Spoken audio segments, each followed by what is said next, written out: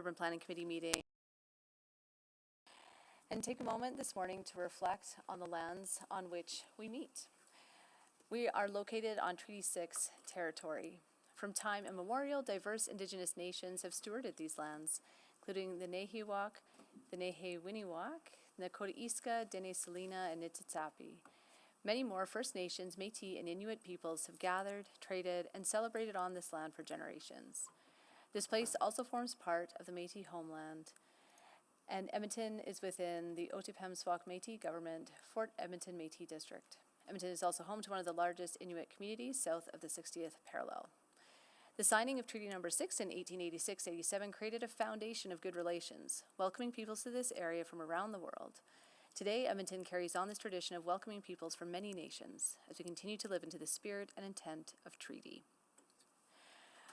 I am delighted to welcome my fellow committee members this morning, Councillor Clark.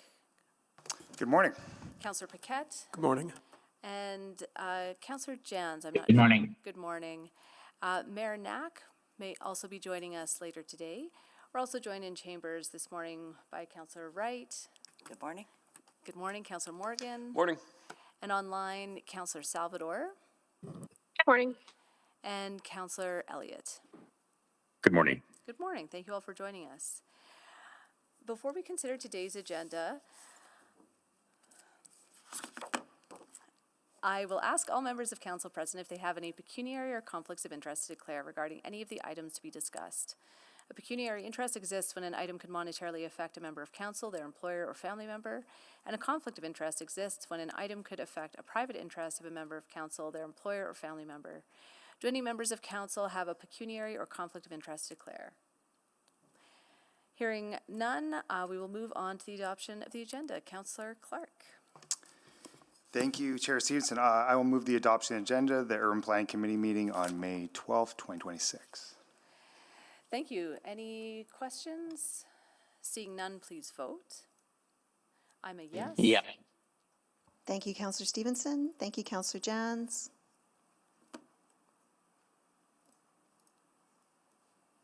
We have all the votes. Please display the vote. And that's carried. Next, the approval of the minutes. Councillor Clark.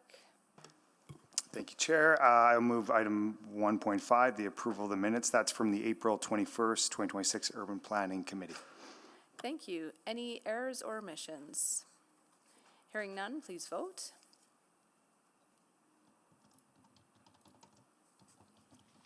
Yep. Thank you, Councillor Jans. We have all the votes. Please display the vote. And that's carried.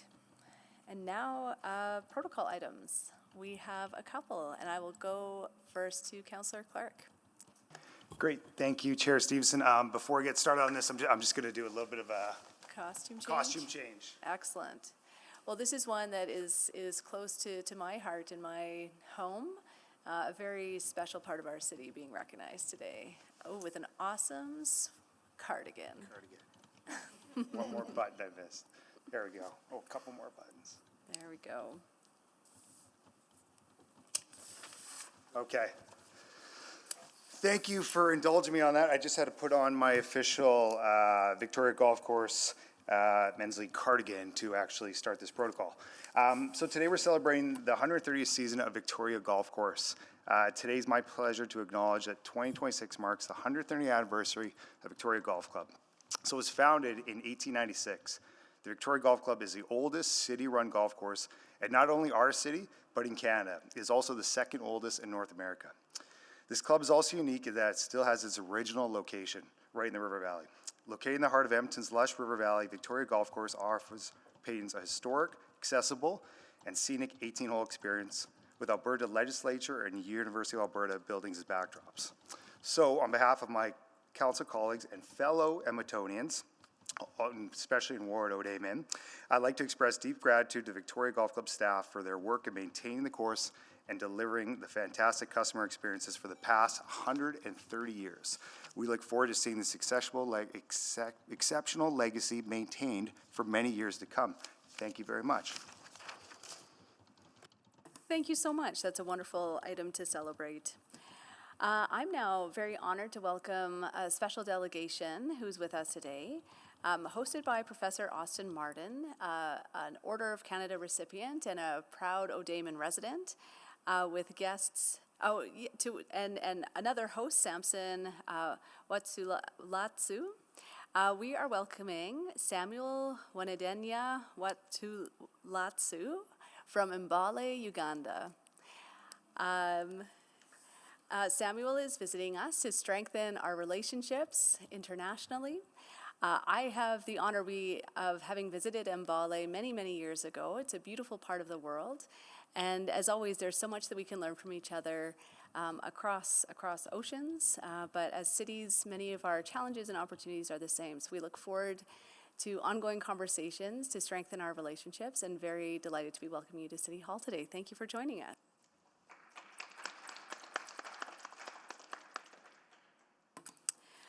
Wonderful. With that, we will be moving on to selection of items for debate. I am happy to select 7.1. Were there any other selections? Okay, hearing none, we will vote on reports not selected for debate. So I'll ask my colleagues to vote on items 5.1, 5.2, 5.3, 5.4, 5.5, and 7.2. Please vote.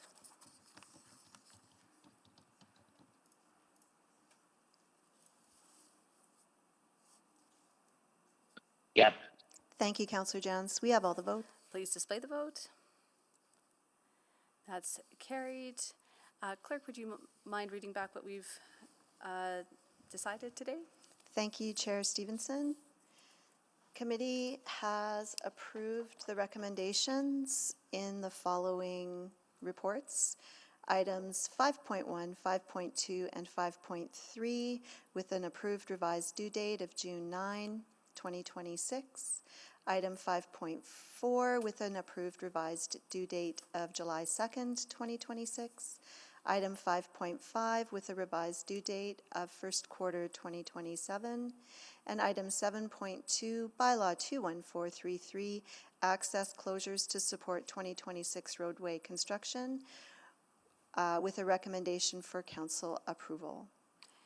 Great, thank you very much. We'll now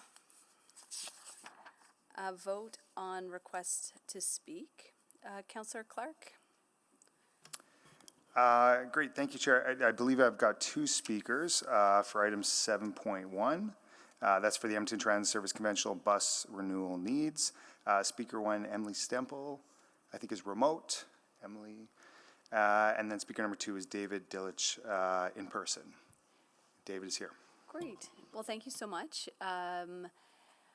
Please vote on hearing from these speakers on item 7.1.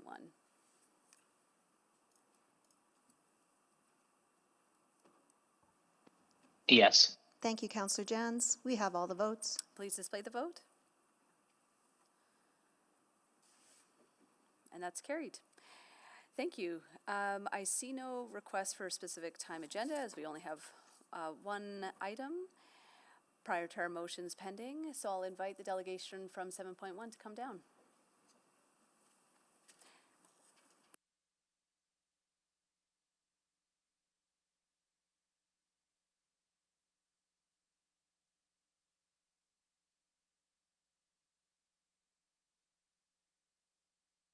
Whenever you're ready. Okay, great. Good morning, everyone. My name is Craig McEwen. I'm in the Deputy City Manager role for City Operations. I'm joined today by Sarah Feldman to my left, who's our Director of Transit Planning, Ridership and Revenue. Next would be John McCullough, who's our Director of Transit Fleet Maintenance, and then Carrie Hutton-McDonald, who is our Branch Manager of ETS. So our presentation today stems from a motion asking administration to provide an update on the bus fleet renewal information that was presented to Council back in March of 2024. So the motion here asks that we outline the bus renewal needs to maintain the current transit service levels through to 2030. So outlining the service impacts of not meeting that minimum requirement. So this is a topic that's obviously quite critical to city operations. The fleet age impacts the reliability of our service, and how much service we can put out on the road. So the challenges we've faced as an organization around all of the renewal budget, it's been discussed a lot with council on a few occasions, and will continue to be an important topic as we work through the 27 to 2030 budget. So I will hand it over to Sarah to walk through the presentation on our conventional bus renewal needs. Thanks, Craig. The ETS conventional bus fleet consists of 983 buses, including 879 40-foot buses. And then we have a smaller number of larger 60-foot articulated buses and the smaller 30-foot buses, which we use for specific service needs. Fleet renewal is a driver of service reliability. A younger fleet will experience fewer issues with vehicles breaking down and running late. An older fleet also requires more time in the garage for maintenance and repairs, which means less time on the road for delivering service. The North American average for retiring 40-foot buses is 15.1 years, with 81% of these buses adhering to a 12-year standard. In Edmonton, we are currently retiring buses at 24 years, and currently over half of the bus fleet is rated in poor condition. Our fleet renewal plan is based on conventional 40-foot buses having something we called a midlife refurbishment. Think of this as like a makeover for the mechanical aspects and body of the bus, typically scheduled around the 9 to 10 year mark. This helps us to maintain a longer useful life. Over the last 17 years, ETS has consistently replaced an average of 48 conventional buses per year. There have, however, been some peaks and valleys. There was, for example, a large purchase of buses in 2007 and 2009, with 355 buses purchased in those 2 years alone. When we buy buses in big numbers like this at once, it puts pressure on future budgets to maintain that same level during replacement, which is what we're seeing now with those bus orders. So when we think about fleet renewal, it's helpful to think about a bus having a life cycle. Regular maintenance is like going to the doctor for a checkup and occasional illness. For many years, we've operated a midlife refurbishment program in order to extend the useful life of the bus. The midlife program is like performing multiple surgeries to address injuries. Due to funding constraints in the current budget cycle, in 2023 we started what's called a second life extension program. So these buses are on basically life support and they won't be able to continue in service. Next slide. To understand the challenges we face with bus renewal, it helps to see how these past purchases have contributed to where we are today.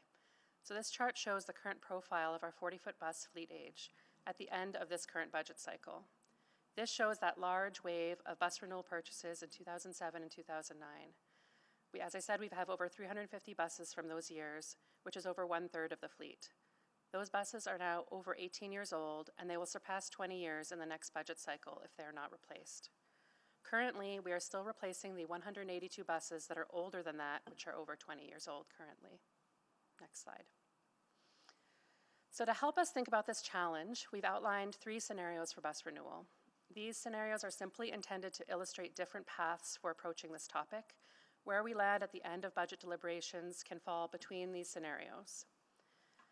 The motion asks that we report on conventional bus renewal needs to maintain current transit service levels through 2030, outlining the service impacts of not meeting minimum requirements. So scenario 1 addresses the second part of the motion, where we can't meet minimum requirements and there are immediate service impacts. In this scenario, we have to invest all of our capital funding in the midlife program. Given the age profile of our fleet, this amount of midlife program is required under all 3 scenarios. Without any bus replacements, we would need to remove 100 of the 40-foot buses from the fleet, and these would all be retired in 2027. This results in a reduction of 331,000 annual service hours, which is the equivalent of 13% of total conventional transit service hour budget. And these reductions, given the scale, would need to occur citywide. We would also need to remove all of the 30-foot buses, which means that several community bus routes must be canceled, such as routes that travel on private property of commercial centers and seniors' facilities. These routes can only operate with a smaller bus, as they travel in more constrained areas with tight turning movements and pavement structures that can't accommodate a bigger bus. Next slide. So in scenarios 2 and 3, we provide 2 different approaches for renewal that allow us to maintain our current service levels to 2030. The second scenario represents what we consider to be the minimum renewal required to maintain current service levels. This scenario maintains the midlife program from scenario 1. It layers in the replacement of the 100 40-foot buses, all 49 30-foot buses, and 19 DATS buses. In this scenario, half of the bus fleet will remain over 20 years old, which means there is still a continued risk of buses failing while in service, which could impact daily service operations and impact reliable service for transit riders. While this may be a manageable number of buses to replace in 4 years, it does have the effect of pushing some renewal challenges into the next budget cycle. Specifically, while we could sustain 25 buses per year from 2027 through 2032, the number would need to increase to 50 buses per year from 2033 through 2036 to avoid service reductions. Lastly, next slide, scenario 3 represents an approach to address the bus renewal pressure in this upcoming budget cycle. This is a significant amount of replacement, replacing 75 of the 40-foot buses or 300 buses over 4 years. Like scenario 2, it includes the replacement of the 30-foot buses and 19 DATS buses. However, under this scenario, we can eliminate the second midlife extension program that was introduced in 2023. That funding can then go entirely into the midlife program for that first midlife. We recognize that this scenario is a significant level of investment. However, we wanted to illustrate this option to show what it would take to eliminate the second life extension program and make a significant dent in the renewal challenge in this upcoming budget cycle. Next slide. So in conclusion, we have a comprehensive fleet plan, and we are focused on effective fleet management to maintain a state of good repair. One of the pillars of our service objectives is to provide reliable service for Edmontonians that they can count on. However, funding decisions impact our plan and determine how far and how fast we can achieve our renewal goals. You asked us to identify renewal needs to maintain service levels, and we've identified some scenarios for you to consider. And we look forward to receiving your direction and feedback today. Thank you. Thank you very much for that presentation. Before we go to questions, we will invite our speakers to come down. I think you can all stay if you'd like. But you don't have to. But our speakers, we have one online. Emily Stremmel, are you there? Yes, I am here. Hi, good morning. And David Dittrich, hi, come on down. Our clerk can show you, I'm not sure which microphone you'll be at. But before we begin hearing from our public speakers, I just want to share my expectations for the conduct of everyone participating to ensure a safe and inclusive environment and workplace. So these expectations apply to both in-person and virtual attendees. Hearing from members of the public like yourselves is a critically important part of Council's process. It helps us to know the full diversity of opinions that exist in our community. As meeting chair, my role is to not moderate the nature of the content being discussed, but to ensure behaviors support a safe, respectful, and neutral space for my colleagues, city employees, and other members of the public. So disrespectful comments, including those directed at individual staff members or other speakers, profane language or gestures, and behaviors such as shouting, cheering, or clapping, political campaigning will not be tolerated. In addition, the use of the raise hand feature, chat, emoticon response, or AI note-taking tools in the virtual meeting are not permitted. I will direct City Clerk to have security remove anyone violating these expectations. Once removed, the person will not be permitted to rejoin the meeting, but will be able to watch the live stream.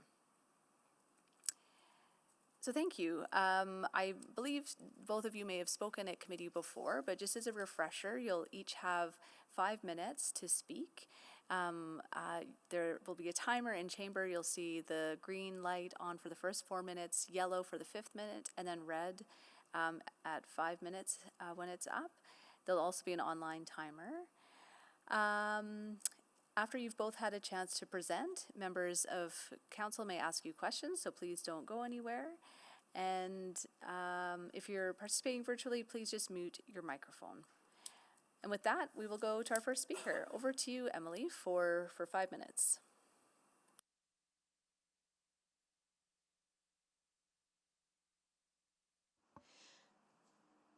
Chair Stevenson, we just lost her. I think we just need a minute to get her back. Okay, not a problem. David, would you mind stepping up and going first? Yeah, if you'd like, you can go there. Hello, I'm David. I ride transit pretty much every day to school across the city to run errands, and so it's a big part of my life and the way I get around the city. I've really come to enjoy being on the bus for many reasons, and so I thought this topic was of quite a big concern to me. Just seeing the scenario one, especially, that would be the loss of service would be make quite an impact on my life, and so yeah, I just wanted to share kind of some anecdotes and then also some of the research that I've done on this. And so, yeah, I just kind of want to start by sharing how buses do create community. And so, yeah, a big part of why I enjoy going on transit and interacting with the drivers, the other passengers, is that there is community in a way that you don't see with cars or even riding a bike, right? It's very solitary. You're going from your home to your destination. You don't really interact with your neighbors or your other citizens. And so there's kind of room for spontaneous interaction on buses that I think is really lost in other modes of transportation sometimes. And so that's something that I'm really passionate about, is the community part of transit. And so really a loss of service hours does mean that there's probably more delays, more time waiting and being frustrated. People don't engage with each other very well when they're frustrated, and so it's really a loss of community, and it also, I think, impacts the reputation of transit. Already I hear from many of the people in my life that they think the bus is slow or that it's not reliable, and so if we don't renew the fleet, I think there's a greater risk of increased reputation loss for transit, which is something I've already started to see. I've noticed this year that I have been impacted by more mechanical delays, and so that's not something I've really noticed previously, but I think the age is really starting to catch up with the fleet, and so yeah, less reliable buses really do cause the reputation to go down, and it's really hard to get that back up. Even right now, I would say Edmonton's pretty car-centric, and so the mindset of a regular Edmontonian is already kind of against taking the bus because of safety or reliability, and so this only hampers that issue if we don't take action and purchase new buses. And so with that being said, I do think that scenario 2 at a minimum would be nice, but really scenario 3 I would love to see, because I mean, it'd be nice to not kick the can down the road like other councils have done. I know this council has had to make some tough decisions on doing some big capital projects, which I appreciate, and so I think this is an opportunity to sort of bite the bullet, maybe spend more money, but reduce the impact further down the road, and yeah, just make Edmonton an easier city to get around and keep up the momentum that I think is already there. And then, yeah, lastly, there's a bit of research I've done into kind of how other cities have gotten funding for buses, and so I've seen the Canadian Infrastructure Bank, they have a zero-emission bus initiative, and I've seen that other cities around Canada have gotten hundreds of buses. Calgary got 259, where Edmonton only got 20, and so I'm not sure if there's other initiatives like that or other things that administration knows, but I think it would be a good avenue to look at to see maybe we can get some other partners, other government partners to help us out with the buses. But yeah, that's pretty much all I have to say. Great, thank you very much for joining us. You can have a seat, and if we have any other questions, don't go too far. If you just stay down there, perfect. And next we'll go to Emily. It looks like you're back online, so over to you for 5 minutes. I apologize for my issues. Oh, no apologies. Thank you so much to the Urban Planning Committee members, attending councillors, and to administration. I'm Emily Stremmel. I'm the chair of Edmonton Transit Riders, which is a local volunteer-run nonprofit focused on advocating for an effective, user-friendly, and accessible public transit system in Edmonton. As we heard in the report, as you read in the report provided by administration, the state of the bus fleet that drives the transit system is dire.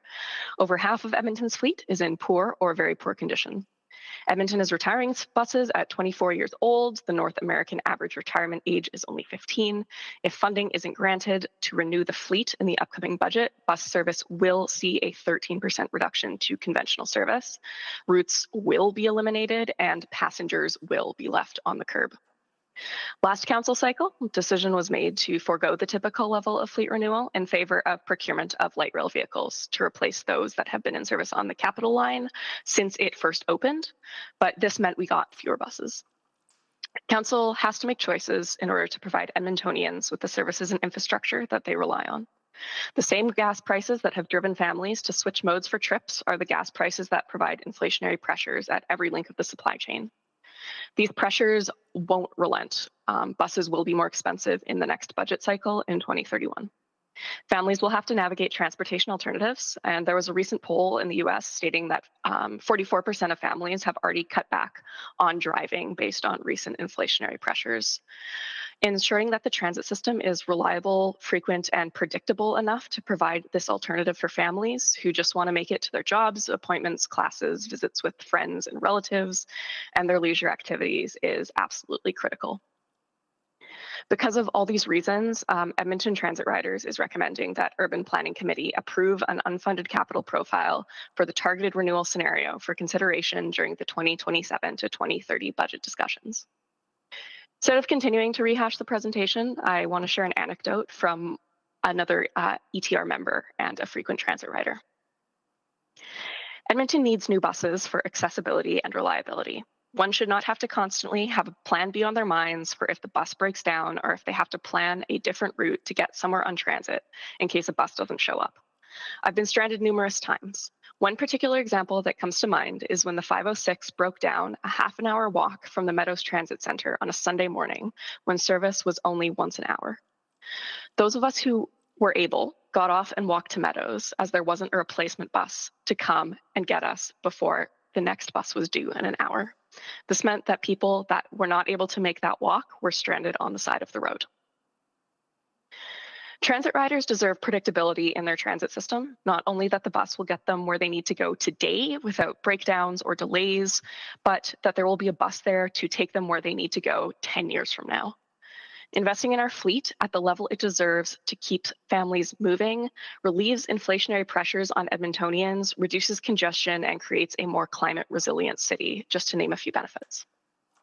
With limited room in the capital budget for the next 4 years, we understand that compromises will have to be made. However, the survival of our fleet cannot be one of them.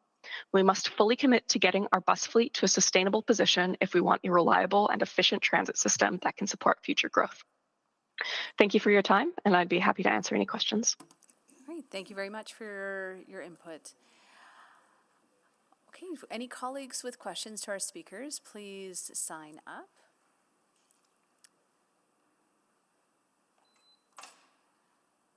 Councillor Clark. Great, thank you. David, if you want to come back up, I just got a couple questions from just your experience. Yeah. Just kind of hearing you make a few notes. So your big issue is kind of with the reliability of ETS. Yeah. Yeah. I mean, even on late evenings, going from rugby practice even yesterday back home, sometimes the bus doesn't come for 10 minutes delay, and then that affects my transfer to the train and so on. And so it does cause a lot of issues getting to places on time, yeah, it can just kind of make the trip way longer than it should be. And so I think, yeah, I love transit, and so it's not as big of a deal for me because I'm fine being on the bus, but I know for a lot of people, they'd like to get home pretty quick or faster, and so they don't want to wait around. But yeah. Do you think, in your opinion, is that the main issue? Like, how do we get more people taking transit? Is it the reliability issue? Yeah, I think safety, but I think there is progress on safety, and so I'm pretty glad to see, I do see a lot more security and transit peace officers and stuff, and so I think that issue is getting progress. I think reliability is definitely an issue.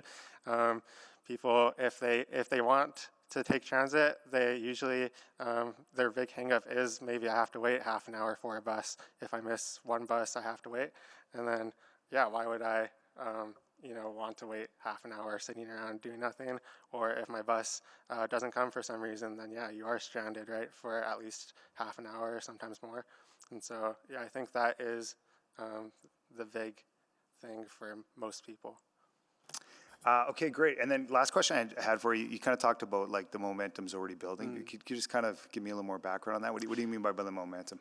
Yeah, I think Edmonton, in comparison to some other North American cities that I see, it does seem like the city council does want to have good transit, to have reliable transit, and so I do see that on this council, and so I'm hoping that the city council does see the need for it, that it does affect people, not just numbers, and so yeah, I do see the hope in the city council. But, yeah. Okay, great. Thank you very much. And just, I think I got one or two quick questions for Emily, who's online here. You kind of mentioned about gas prices and the effect that might be having on transit ridership. Are you kind of anecdotally seeing more people sort of shift to transit because of the rise in gas prices? Yeah, absolutely. A lot of people, myself included, have been sort of seeing some unfamiliar faces on our familiar routes or slightly busier buses, anecdotally. Obviously, we don't have those numbers. It would be awesome to actually see them, but we do know that gas prices have had a big effect on families and individuals, and that people are exploring other options to get around. And you would think that trend would continue as we still I mean, there's no way to say that it's stopping. So yeah, as long as there are global pressures involved with the ways that we get around with gas prices, it's absolutely prudent to be, more resilient in being able to provide more transportation for individuals. And you also touched on reliability. That's sort of your main issue as well. Absolutely, yeah.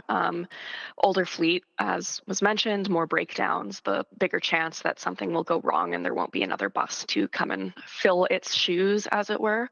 So reliability is the number one driver of ridership. That's been seen in studies over and over again.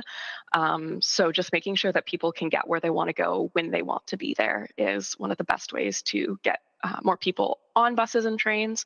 More people on buses and trains make people feel safer. And yeah, it really just is a cascading effect of good things if we can provide more reliability on our service. Great, thank you very much. Thank you. Before we go to Councillor Morgan, I just wanted to take a moment to recognize our guests here with us today. So welcome. We have international guests joining us at committee. So Edmonton is proud to host a number of high school students from the Learning Collective World Making Project. The young individuals in the room with us today are the international delegation representing 12 countries, including Argentina, Brazil, Canada, Greece, Georgia, Kenya, Mexico, Morocco, Nigeria, Pakistan, the Philippines, and Qatar. The students collaborated virtually, navigated many time zones, diverse languages, and cultures. Guided by a team of Canadian researchers from the University of Alberta and Cape Breton University, they worked alongside their local teachers to explore climate change and energy transition through dialogue, inquiry, and shared learning. They came together this week in Edmonton, marking the first time they've met in person, to co-create climate policy recommendations. At lunch, they will be presenting their research findings and calls to action here at City Hall, and I'm very much looking forward to joining that. Engaging with youth aligns with Edmonton's position as a UNESCO learning city, promotes our international relationships, and builds on our priorities for sustainable growth, healthy and safe communities, and economic development. I'd like to welcome you all to Edmonton. Thank you for your dedicated efforts in working to create a better future for all of us.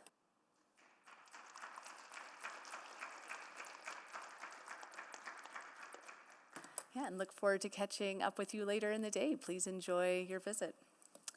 Okay, now, Councillor Morgan, over to you. Thanks. I'll start with Speaker Dittrich there, and I'll ask the same of Emily and administration as well. But I heard you say something about the mechanical delays with transit service loss, or without renewal, I guess. Something I think about quite a bit too, as a former LRT guy. We unfortunately didn't fund the door package for the LRT LRV's last budget, and I think it resulted in a lot of delays and costs to the system. So I'd be curious on what your thoughts are on the cost of the system of transit delays. Expanding to LRT too. The buses I've seen a few times, not as much, but the LRT I've been seeing way more. Felt like once a week in the past few months almost, I would see some sort of notification on the announcements or like the screen about a mechanical delay on the lines. And so what that means usually is that we're waiting at McKernan Belgravia, what it feels like, for like 5 minutes when the train should just be moving, it feels like. And so, it is pretty frustrating, especially when you don't really know when the end is in sight, and it happens pretty frequently. And I do think that people get frustrated and might have a more negative view of transit. And so there's that component as well.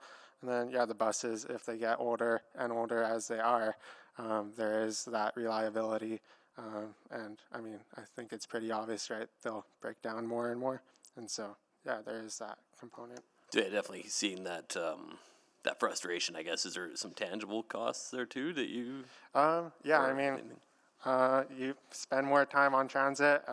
You miss out time with family. You might get to work late. I've gotten to work late a few times because there's been delays, and so there are real costs to your personal life, your work life, missing class, all those things. And so maybe you'll probably stay within the transfer time, so you probably won't spend more money, but you will probably miss some class or something like that. So there is cost, yeah. Thanks. I'd be curious if your colleague Emily Stremmel has any further thoughts on that as well. Yeah, for sure. Like as I mentioned in this anecdote that was written up for me to share, having a bus breakdown when there's not another one available can, lead to real accessibility issues. It means that people that aren't able to walk to another stop, walk to another station, then become stranded on the side of the road. And that's not safe. If there's extreme weather, it's definitely not comfortable. And it means they're missing appointments. They're missing time with their kids. They're missing time with their families. They're missing, potentially when they need to be at work.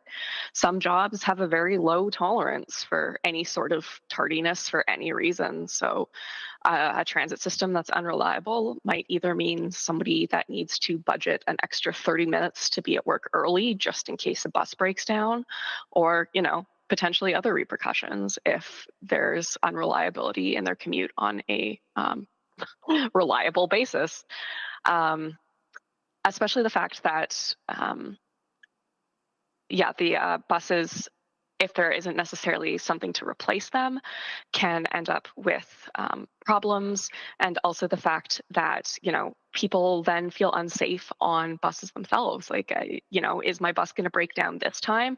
Do I need to have a plan B for, if this bus doesn't come because it broke down? We don't ask drivers to consider every trip they make to have a backup plan if their car breaks down, because it's not that high of a probability that your car is going to not make it to every single trip. But transit riders have to consider a second option for most of the trips that they make, just in case their bus doesn't show up. Thanks. Thank you. Councillor Paquette. Yeah, thank you. And thank you for coming to speak. So it's interesting. We just had that multinational delegation of young leaders focused on climate change and energy transition. So I'm just wondering if that gave you any thoughts about transit system aging, diesel buses, things like that, and if you wanted to talk about that. Yeah, I mean, I've had a discussion with one of my coworkers about the efficiency of buses versus a personal vehicle. And one of the things she pointed out is there is a big black plume that comes out of buses often when they accelerate, right? And so there's that perception that they do emit a lot of fuel, and they do more than a personal car, right? Yeah, there is that climate component of, the zero emission bus initiative, right? Getting more lower zero emission buses would be better, not only for just for looks, but for noise pollution, right? Air pollution, those kinds of things. And then, I think just even the tangible health benefits of usually when you have to take a bus, you walk a little bit, and so it's healthier than just getting into your car and pulling up to a parking spot. So there's more benefits, and there's room for just a healthier community. And so all kind of the components, I think, do contribute to better climate, but better thank you. city. Yeah. And Emily, I'm wondering if you have any thoughts on that as well. Yeah, for sure. all of those were fantastic, fantastic examples. I also just want to say, like, we don't really have a lot of the infrastructure that's necessarily needed right now for a huge fleet of electric buses or other vehicles. That's a whole different discussion with the state of our transit garages. But the fact that we are, we do need to replace buses. Taking the bus is more efficient than taking a personal vehicle. One bus on the road emits far fewer microplastics from tires than a fleet of personal vehicle that would replace it. So there are really efficiencies for climate and for personal health, for noise pollution, and just for the livability of a city that occur when people take transit en masse. Yeah, and so just considering our capacity and cost, if it were new diesel buses, they would actually be more efficient. And so do you feel like that's a reasonable thing, considering how many people would be off the road if we had that more robust system? Absolutely. Absolutely. And newer buses are going to be more fuel efficient than older buses in the first place. As beautiful as it would be if we had a full zero emission fleet, we're not ready for that with our infrastructure or financially, but having buses on the road and moving people around with buses is just more efficient for the climate than moving people in cars. Yeah, and another question for either of you, maybe I'll stick in the room here. So a few years ago, we did a massive bus network redesign to make the system more efficient, more effective.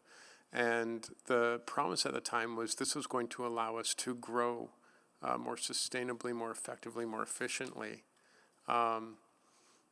When do you think we should start growing that service? Growing service? Yeah, growing our transit service based on that promise. When would be a good time, do you think?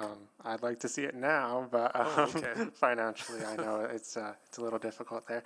I think, just setting ourselves up in that direction, even mentally, just thinking about it, there's work to be done, but being ready for that work, I think, would be nice to see. Yeah, and the last question I have is that we've had a massive population growth, and so we've got more people in the city than ever. We've seen the impact on our roads. We've got more traffic than ever. Do you see this as a way to start alleviating that traffic, and especially in tough economic times when we know youth employment is low? Is this a way for the city, do you believe, to get ahead of some of the crush that we know is coming and to help people actually participate in the economy and get their lives started in a good way? I think, speaking about youth unemployment, I'm pretty young, 19. I know there's people who would definitely benefit from having better inter-suburb transportation so that they can get to their job, if they live in Terwillegar, go down to Windermere faster.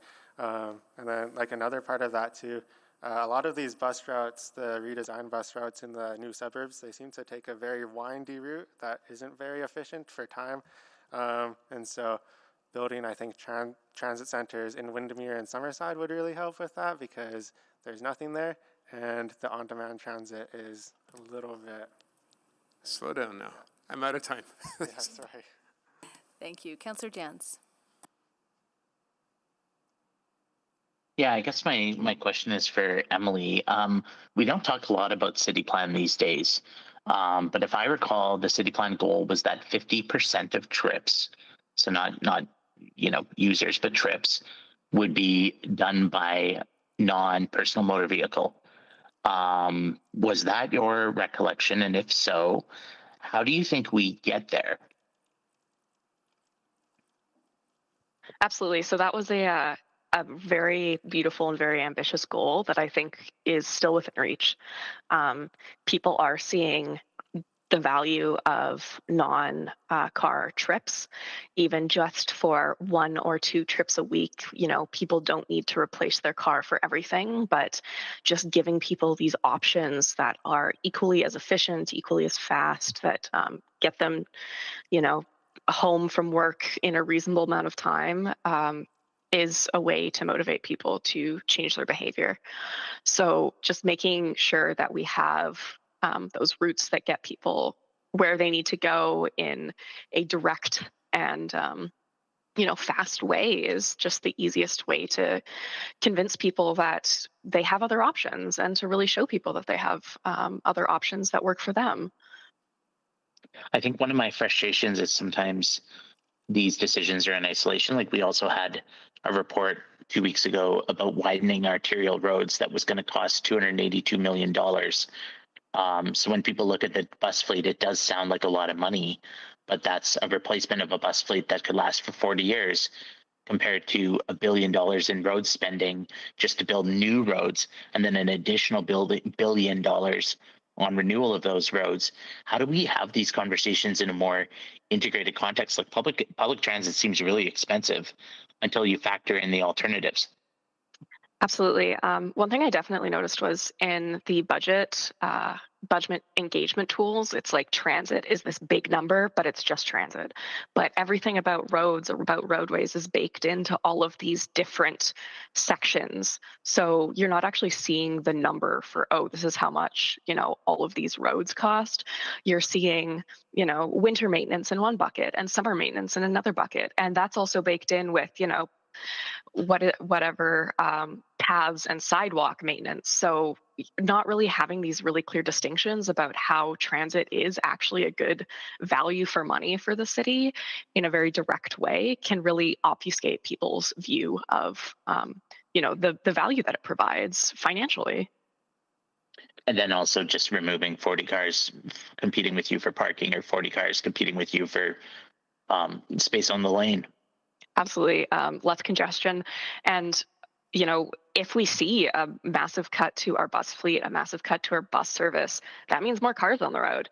If we're assuming that, 13% of conventional trips will be cut, then, if we want to say, oh, well, will 13% of trips now be made by vehicle with a 1.2 person average occupancy, that's, another 13,000 vehicles on the road every rush hour.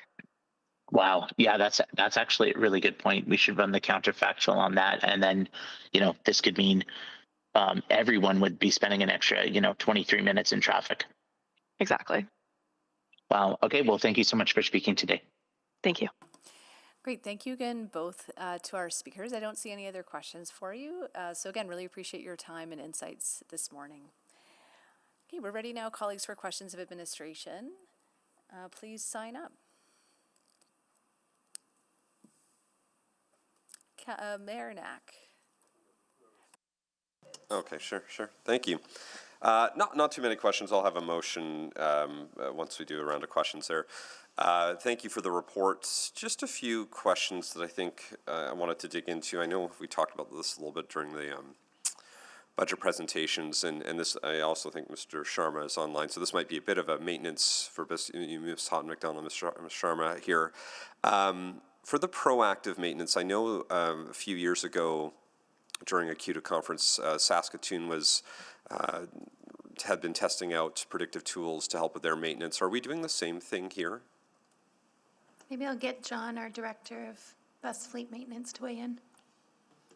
Good morning. Yes, we've actually, sorry. Oh, you're good. I can hear you loud and clear. Thank you. Good morning. Yeah, we've actually started conversations around obviously looking at that.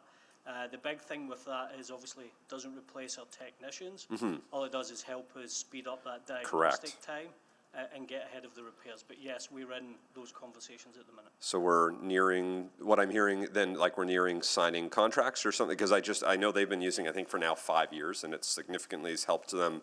Again, it's helped the existing employees be able to better anticipate when repairs need to happen and get better lifespan, better cost recovery on those repairs. So are we close to that? Yeah, we're close to a trial on it. Okay. We have been in discussions with Saskatoon. Okay. To begin with, it was tough just to get what they actually had achieved. Mm-hmm. But now it's like another year on, they've got some information for us. They've got some good data. We're close to a trial this year. Okay, good. I'm glad to hear we're moving to that. So, yeah, I guess I just want to check on, my motion will be around option 3, and at the end of the day, though, I think the question that we come up with, and I don't think I saw it in the report or else I missed it here, is we talked about this $1.5 billion renewal deficit. Does that include essentially what you've identified in option 3? Is that identified already and captured within that $1.5 billion?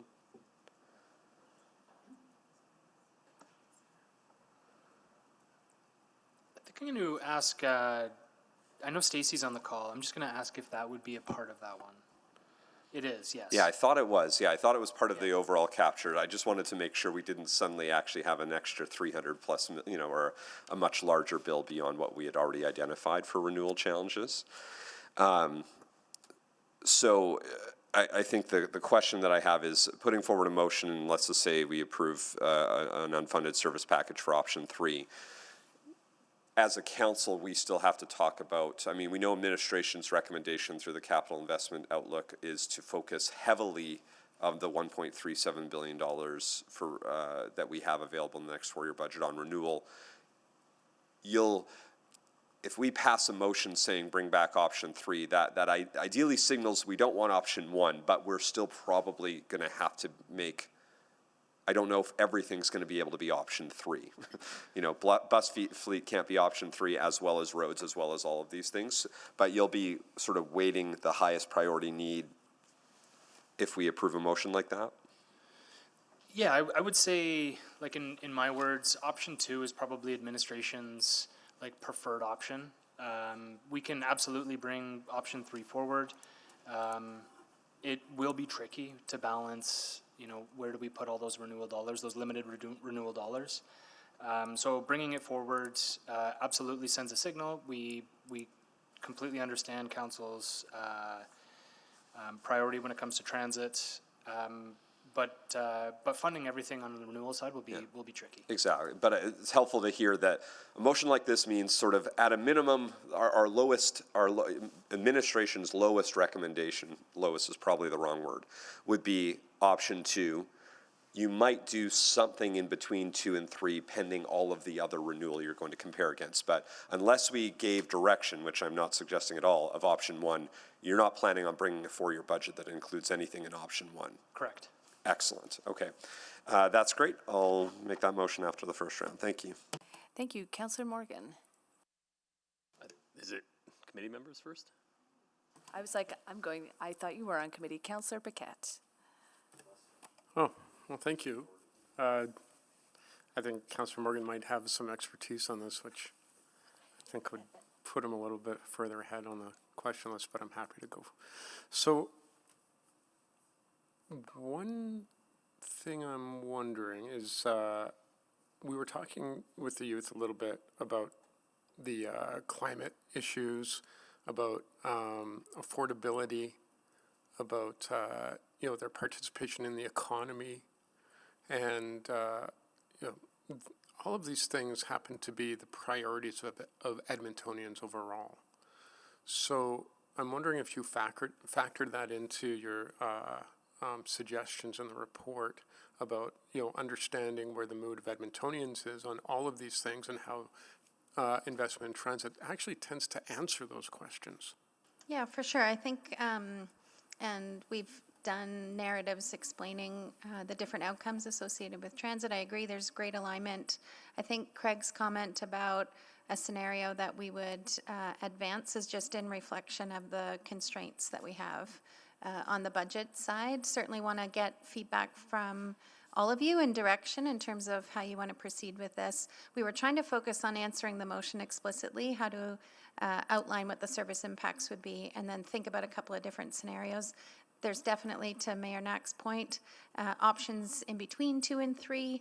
But yes, you're right. We acknowledge the greater kind of outcomes and impact public transit has. We're very passionate about renewal. We know that this is a priority for all of us.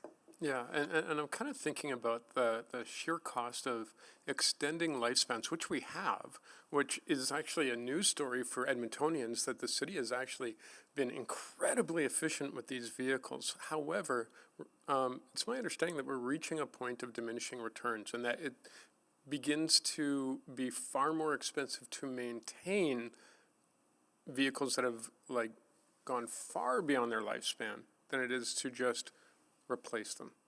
For sure, there's increased in operating costs. There's, you're also taking away some of the renewal funding to do that second kind of life extension.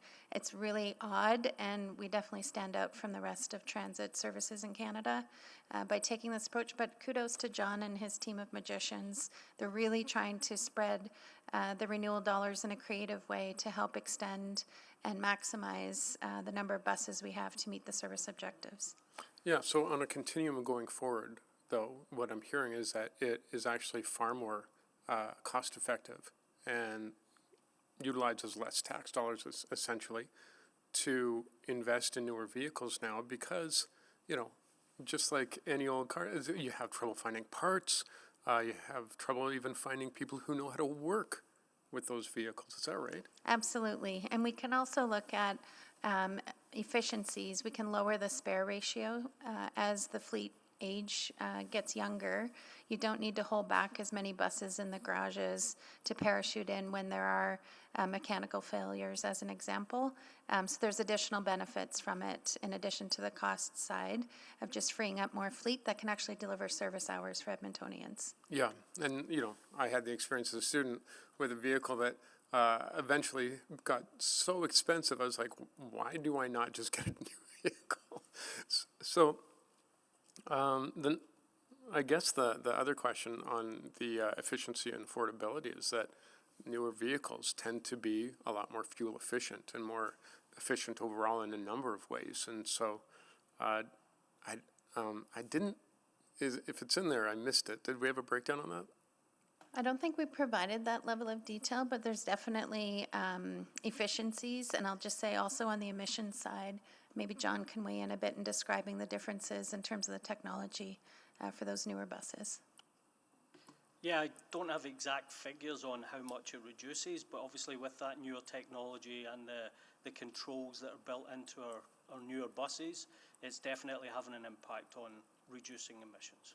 Yeah, like as much as people don't like, you know, to be tracked in any way, those little microchips in there are actually really effective in making sure that engines are running optimally, that just don't exist in these older vehicles. Hey, okay, so that's this round of questions, but thank you very much. Thank you, Councillor Clark. Great, thank you. Just a couple questions. When I was looking at the survey numbers, I think they were released last year. We're kind of in the 70 to 75 range in terms of satisfaction from riders, if I'm correct on that, with on time, reaching destination on time, comfort, cleanliness. How do we anticipate, like, if we do scenario 2 or 3, how do we anticipate those numbers going up? Because I don't think we're satisfied with those. I think we want them to be higher. Yeah, of course. I think scenario 2 is kind of a minimum level. It might not actually demonstrate as much renewal and a difference in the standards of the vehicles because the fleet age is still accelerating and we'll have a large portion of the fleet that are quite old. So simple things like the interior of the bus right now, and I've had riders reach out to me with photos of buses that have 3 different types of seat covers on one bus. It's not a visually appealing kind of bus to be on, as an example, which affects perceptions. And then if you combine that with breakdowns, I think perceptions of reliability and just the amenities that riders have access to impact those percentages. But you're absolutely right. We want to see those numbers go up. And, you know, reliability perceptions, as an example, at 76%. We would love to see that well into the 80s, if not higher. But scenario 3 would potentially change those and raise them. Well, we think it's just a volume issue. So if you start replacing higher numbers, so instead of 25 per year, if it were 50 or 75, just based on the volume of buses that would be refreshed and newer, providing better amenities, I think we would see more feedback generated from that in the positive sense. Great, thank you. Just kind of a budget question for you. So with both these asks, I'm looking at scenario 2 and 3, do we have, like, I know we're going to get through our budget process for 27 to 30, but do we have an estimated kind of what percentage this would be, what scenario 2 or 3 would be for the total ETS capital budget? I don't have that figure. I'm not sure if Sarah does. Give me a moment. I think we, in the branch budget presentations that were given earlier this year, when we talked about the overall capital budget for this cycle, we were around 600 million. I'm doing quick math. Around just under 600 million for our total. So if you look at what's shared in the report compared to that. You can figure out the numbers. Yeah, Okay. so 50%, maybe about Yeah, 50%. okay. I was just trying to get a little context for it as well. And then the last question is had about ridership numbers, because I don't know if we've got those for this year yet. So we don't know if we have to have them now or in the future when we could talk about this more, but just ridership numbers versus kind of last year. And if we can get that for LRT, bus, stats, on demand, and just kind of see how we're trending. Yeah, absolutely. We publish the ridership numbers on Open City with those route report cards that we publish annually, and we also can share updates with council on the current ridership figures. We've seen our ridership sort of stabilize in 2025 compared to 2024. There was a really big surge in ridership, and transit agencies across Canada saw that in 2024. And we've heard similarly from Toronto, Vancouver, Montreal, the other big cities, that they've seen their ridership kind of even out in 2025 compared to the previous year.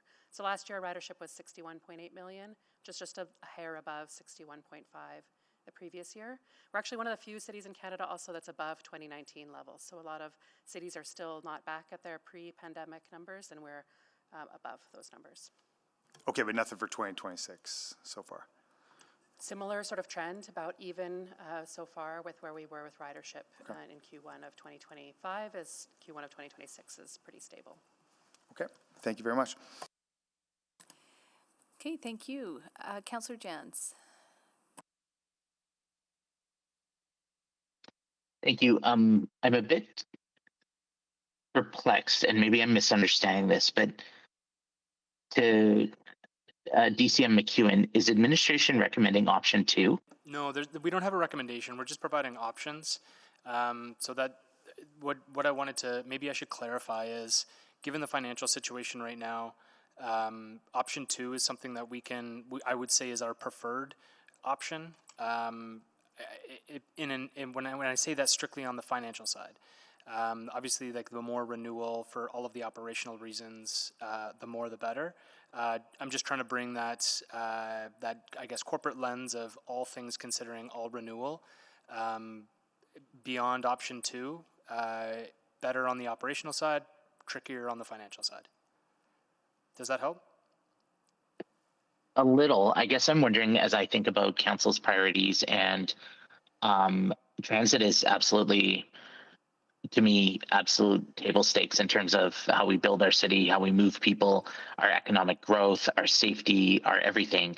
And when I look at the presentation and I see such risk and volatility by not going with scenario 3, I'm just wondering what sort of direction do we need to give as council to make sure that it is crystal clear that we want to keep growing transit. We want to keep investing in transit. We want to keep investing in LRT, in DATS, in tip to tail. We want an outstanding transit system. Councillor Jens, I'd say message loud and clear. We're absolutely going to be balancing, everything across the board. We're looking at transit. We're evaluating capital. We're looking at top up of the profiles. We're looking at all the funding we have across the entire city, but loud and clear in terms of your and council's focus on transit. We get it. I guess when I look though and I see operational risk, which with scenario 2, aging fleet, higher maintenance costs, higher parts, all those other costs and the operational costs, and then it doesn't feel like I guess I'm wondering, I could see another scenario where admin came through with kind of a red alert on we need scenario 3. This is critical to the success of transit. The same way on other areas where we're facing component failure or threat, those things are elevated. And I guess sometimes I see administration coming in and pushing, say, you should build this new neighborhood, or you should put work into this area, and it feels like it's a full-throated endorsement, even when we're looking at some of the road expansions. But yet here, when I look at I don't feel the same pressure from admin, and I'm trying to unpack that in terms of our council priorities. Yeah, I'd say that's me trying to really balance the operational benefit. Like, look, I think option 2 is going to push the problem down the road. It's not necessarily solving the renewal issue. It bridges the gap for the next 4-year cycle. I think it pushes the renewal problem down the road. I completely understand the priority on transit. I would love to see more renewal buses. I'm also trying to balance the debt limits and understanding like the financial constraints we have across the board, across the city. Just trying to articulate like anything above option 2 is going to be tricky to fund. We'll absolutely take the direction of council and work with it. Just trying to find that balance is all. I appreciate that, yeah, I would definitely cast my vote in favor of option 3. Thank you. Thank you. I have a few questions as well, and I apologize that they're really getting into the nitty-gritty. This is the equivalent of digging through the couch cushions for coins. So I noted that there seems to be a pretty significant cost differential between the DATS buses, which I think are 20-foot buses, and the 30-foot. So from my napkin math, which I know we all love, it looks like DAT buses are around $280,000 each, and then a 30-foot is around $800,000. And so I was just wondering about that value proposition in terms of, is that mix of 30-foot really essential, or can some of those 30-foot become 20-foot?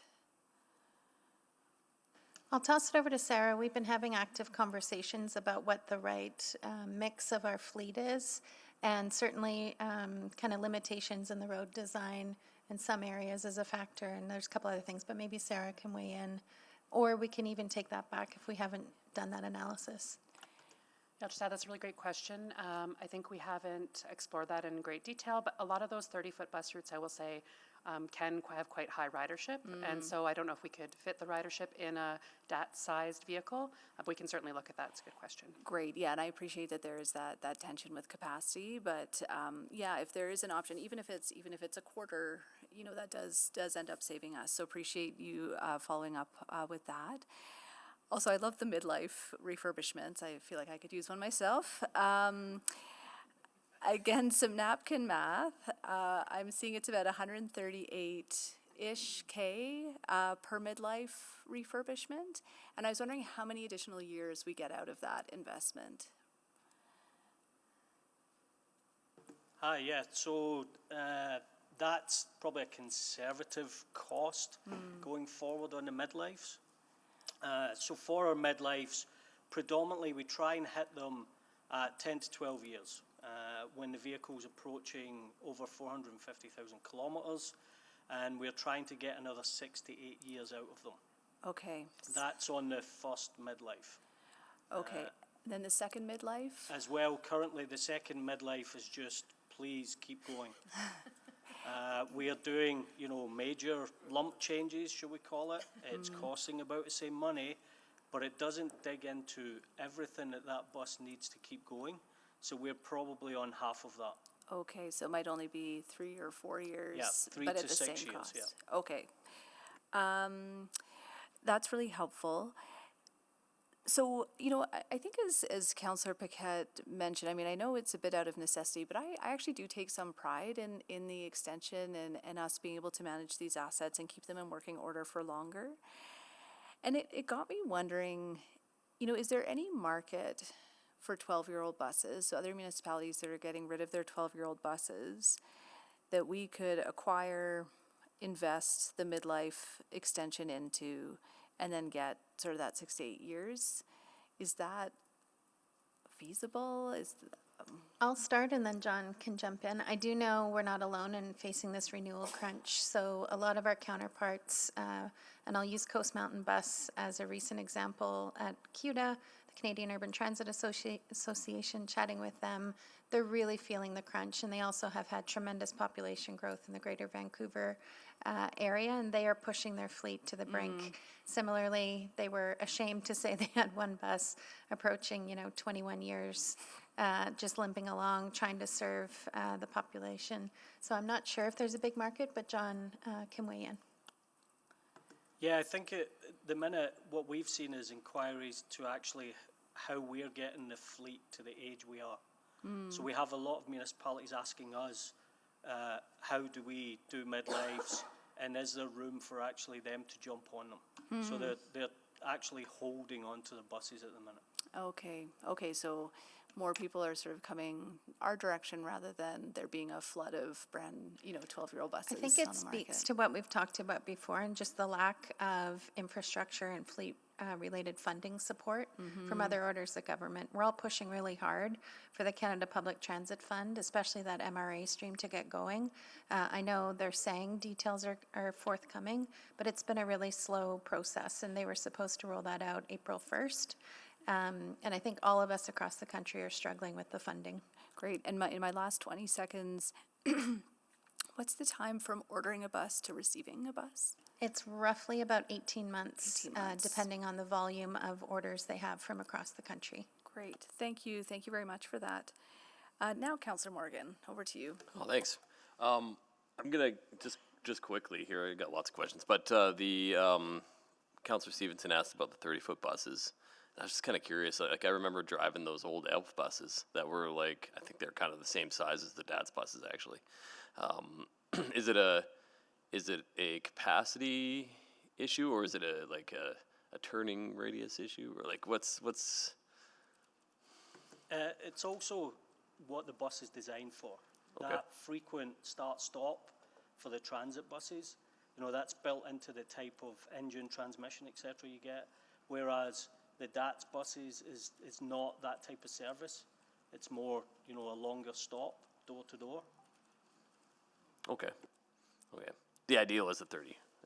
Sorry, go ahead. Yeah, and I just a main thing with where we put them is, for example, on parking lots and commercial centers, they're not built to withstand a 40-foot bus. So that's important in terms of why we can't use a bigger bus, which is a much bigger piece of our fleet, and the turning movement. That's why we have to use something smaller. And I think John addressed why we can't use a DATS bus may not be the right fit either. Okay. And we're finding that, I guess you guys are going to look into it, but you're finding that the 30-foot buses are the suitable capacity for those routes that we're having right now. Yeah, we have a service standard for the community buses in our transit service standards, a ridership threshold, and when they are below that, we actually have been reducing that service or converting to on-demand. So that sort of tells you that we would be moving to that smaller size vehicle and on-demand if it wasn't hitting that minimum capacity ridership number from the standards. Sure. Going on, also to talk about myself, is that I remember when I first started with transit myself, I was driving some of those old Jimmies that were 25, 30 years old maybe, trolleys too. Is this something that is this just like the way we do business here? Is like we really extend those fleets as much as we can? It seems like it's not like a new problem for us. Yeah, I think it goes back to the funding challenges, and when we're not able to lower the fleet age because of the lack of funding support, particularly from other orders of government, we've had to get creative and look at ways, and again, thanks to John and team, look at ways to extend the life of those buses. And I think Sarah's analogy about doing surgery is a good one. So the midlife refurbishment program is our way of trying to respond to some of those pressures. Hopefully, if CPTF, the Canada Public Transit Fund, can get rolling, that'll provide a bit of relief. And I think it can help offset some of the cost pressures. We can look at our baseline stream and then the MRA stream when that's available as well. And I will acknowledge the ingenuity of I keep saying it in the last week or two, the ingenuity of our maintenance and mechanics is incredible. Going on, I asked the speakers about the delays, cost of delays, and I'm really curious if that's even factored in or not. And I mean, I'm hearing cost of service, maintenance, all that stuff, but what's the cost of transit on that stuff? Yeah, for sure. We know our total fleet maintenance expenditure, looking at last year, was around $115 million. John has some figures he can share in that respect. Yeah, just on the increases from like 2021 to 2025, there's like a 34% increase in the cost to maintain these vehicles. Okay. So like when a bus breaks down and it's downtown and is there like I'm trying to like think about how that costs the city, I guess. What like when we're blocking traffic, Yeah, people for can't sure. get from A to B. I think there's lots of like macro level impacts and costs for people that are negatively impacted, as you said, impacts on other road users as well. We also have a very limited number of support buses. So there's about 6 support buses.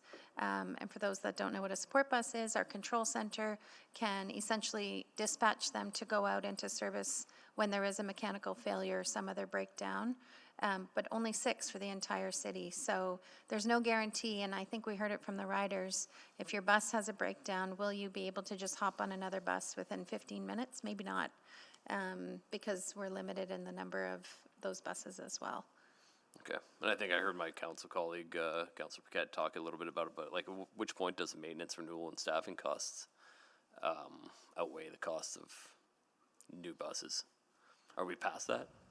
No, I don't think so. Like, there is an additional cost for the older fleet, and there is the requirement to have a higher spare ratio, but it would need to be quite significant, because you think of the procurement cost of one bus being about $1 million for a diesel, like a 40-foot diesel.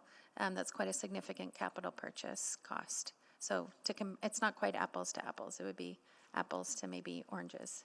Okay, thanks. Thank you. Councillor Salvador. Yeah, thanks so much. Yeah, really, really appreciated reading through this, and pleased to hear that there's likely something coming on option 3. That's great. I wanted to ask, we're presented with three scenarios today, but when I look at just the overall financial picture, when we include capital and operating, I'm wondering what, instead of looking at it as 3 distinct scenarios, like what investment in renewal would deliver the lowest levelized cost of a service hour on transit? Like, is that included as part of the RIMS calculation when we're looking at cost minimization? I'm not sure if we have colleagues on the line who can speak to the RIMS piece. We do know the more we do renewal, as I said, we lower the fleet age. There's definitely a reduction in the operating costs to support kind of the fleet.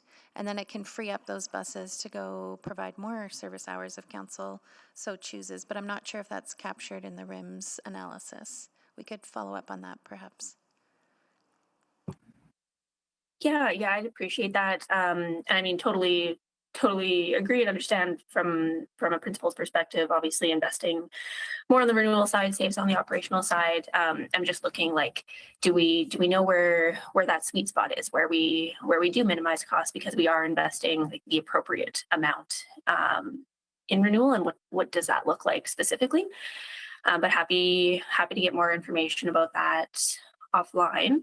And then just a bigger question, I think it's come up in some of the broader conversations about renewal in the past, but when we look across all of our asset classes, from what I recall, I think transit was identified as one of the categories that does have the greatest need, but also has the potential to deliver the greatest operational savings. Is there someone who can speak to that? I'm not sure that they're online in order to provide that input. I think what we can do is do a follow-up memo, and we can address all of those points in a memo if that works. Sure. Yeah, I'd appreciate that. And maybe just one final one. I think this was sort of asked, but I just wanted to make sure I have a clear understanding. So if we were to move forward with option 3, that starts to close that gap on a go forward basis. Like, how do we make sure that we're into like regular ongoing cycles so that we're incrementally both growing our fleet, but also renewing our fleet in a really stepwise manner. Yeah, I think the challenges have been on the funding side. We definitely have a fleet management plan. We know the ideal levels. John has a maximum number of buses that he can commission each year. That'll grow once we have the new Southeast garage. But ultimately, I think the challenge has been just planning on the funding side. So there's probably some work that needs to be done there with our colleagues over in finance and in our kind of asset management side. But we definitely have, an overall plan. We know our fleet ages, and we know what those critical opportunities would be. Yeah, I appreciate that answer, and it makes me think about some of the work that's coming around the dedicated renewal fund, for example. Obviously, that's longer term, but how from a policy perspective, how do we prioritize within the dedicated renewal fund to deliver?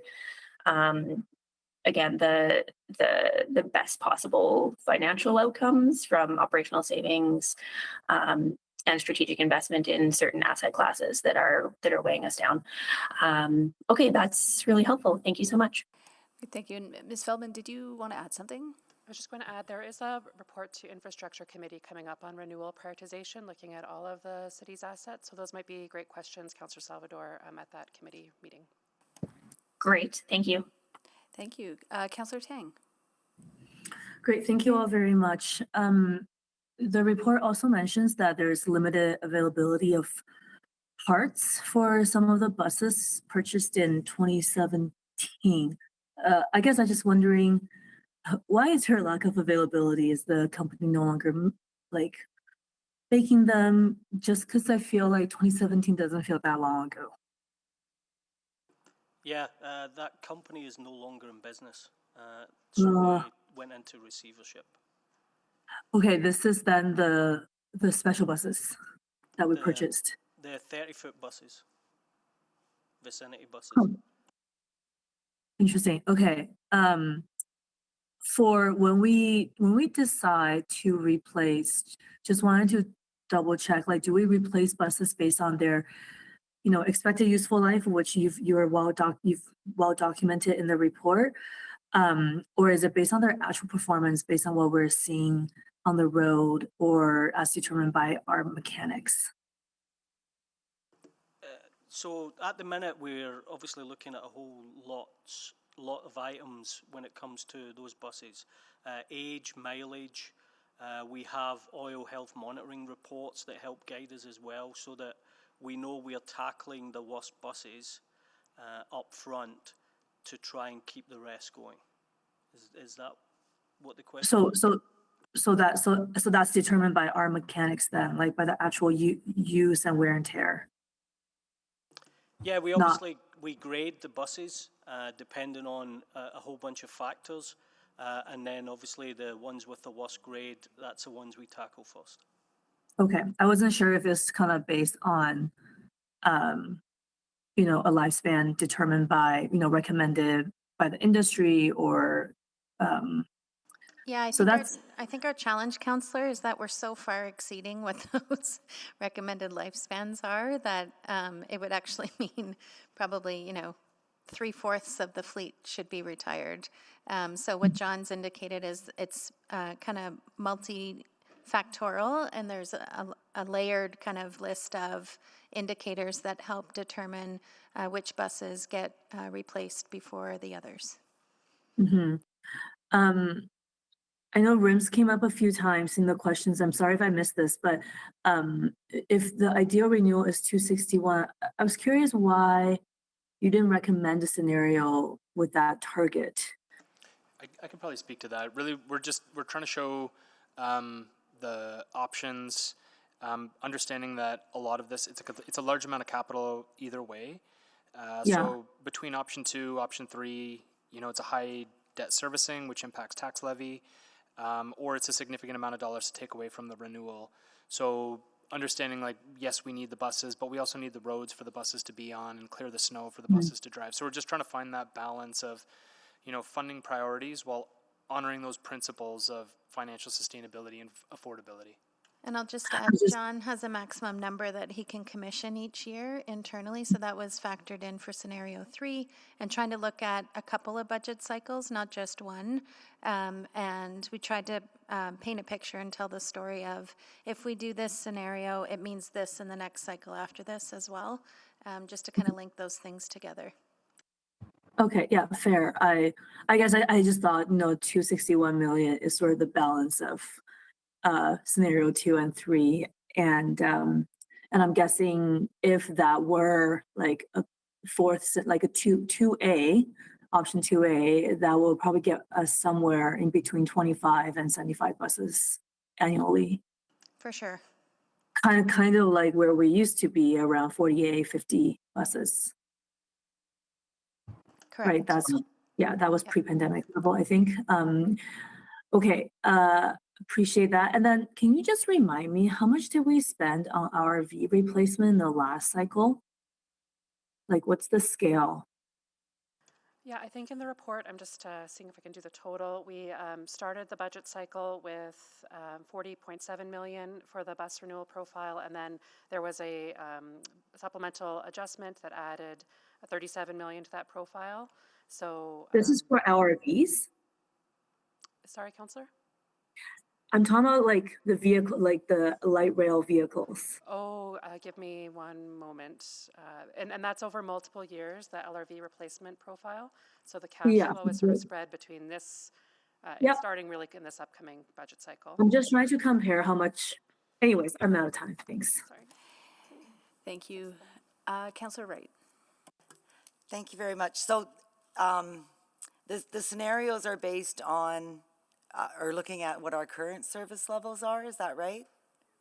Correct. It's to maintain today's service levels. Okay, that doesn't take into account any service for growth areas? No growth. This is just to maintain current through the renewal. Okay. That's unfortunate, but that would be much, much more, I'm sure. So if we want to maintain the same service level as we grow out, we would have to look even further. Exactly. Okay. And you said it takes 18 months for these orders, so, but you said that would be dependent on the other orders that come in. If everybody's waiting for federal funding and order at the same time. Exactly. It's a crapshoot, right? So if we get our orders in now, or well, after budget, that would position us better? For sure. To get them, okay. And we're going through an RFP process in the next few months, and hopefully we will land in having multiple suppliers as well. So that would also help us in terms of placing those orders. Okay. And I'm just wondering, I know we talk about federal funding. Has there ever been provincial funding?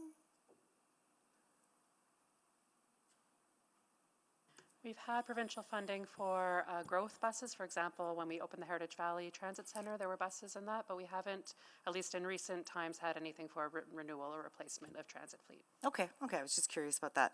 And the cost of buses have increased from our last budget cycle, I'm sure?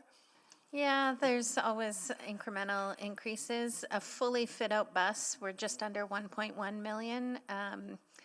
I won't tell you what the number was when I started in transit 14 years ago. Tell me. It was about 400,000.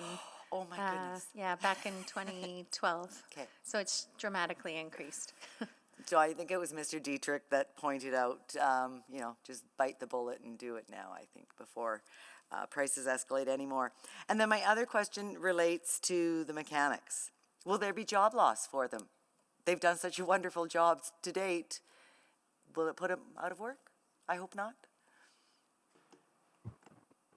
Yeah, I suppose if we reduce service, there would be, but ultimately at the minute we are, still actively recruiting technicians. We do have issues across the whole spectrum of technicians of trying to get traded people into the workplace. There is a shortage at the minute of technicians as well.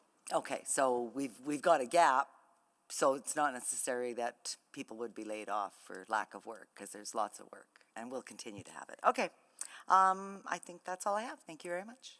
Okay, thank you, Mayor Knack. Thank you. Just on that quick question, then I'll make the motion, is that I imagine many of these folks don't just work on buses, or do they only work on buses? Like, do they work on other city fleet equipment? Can they work on other, maybe the better question is, can they, if suddenly we don't have quite as much work for them to do there, are they able to help with the other fleet services, work that we have?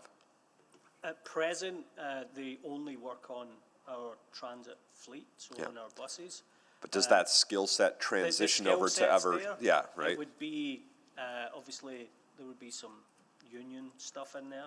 Sure, about sure. It's different unions between transit fleet maintenance and the municipal fleet. Yeah. But they definitely have the skills. Yeah, I think the reason I asked that question is that if we ultimately do go forward with what we should be funding, which is option 3, and we have I'm going back to we have a $1.5 billion renewal deficit. We only have $1.37 billion. This should probably be one of the ones we fund close to, if not full. But that might mean there's other things within our fleet.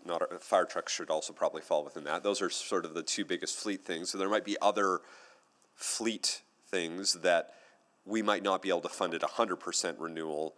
And therefore, if you've got talented workers, obviously we'll have some great conversations with our civic unions. They can go and be working maybe on that equipment, a piece of equipment X that we might be looking to do I think the age of the fleet, don't worry. We have tons of work for them. That's what I think. It's just it's worth saying that out loud. So yeah, and they could shift to other things that we might not be able to fund at 100% if we do this at 100%. Okay, great. I'll make a motion.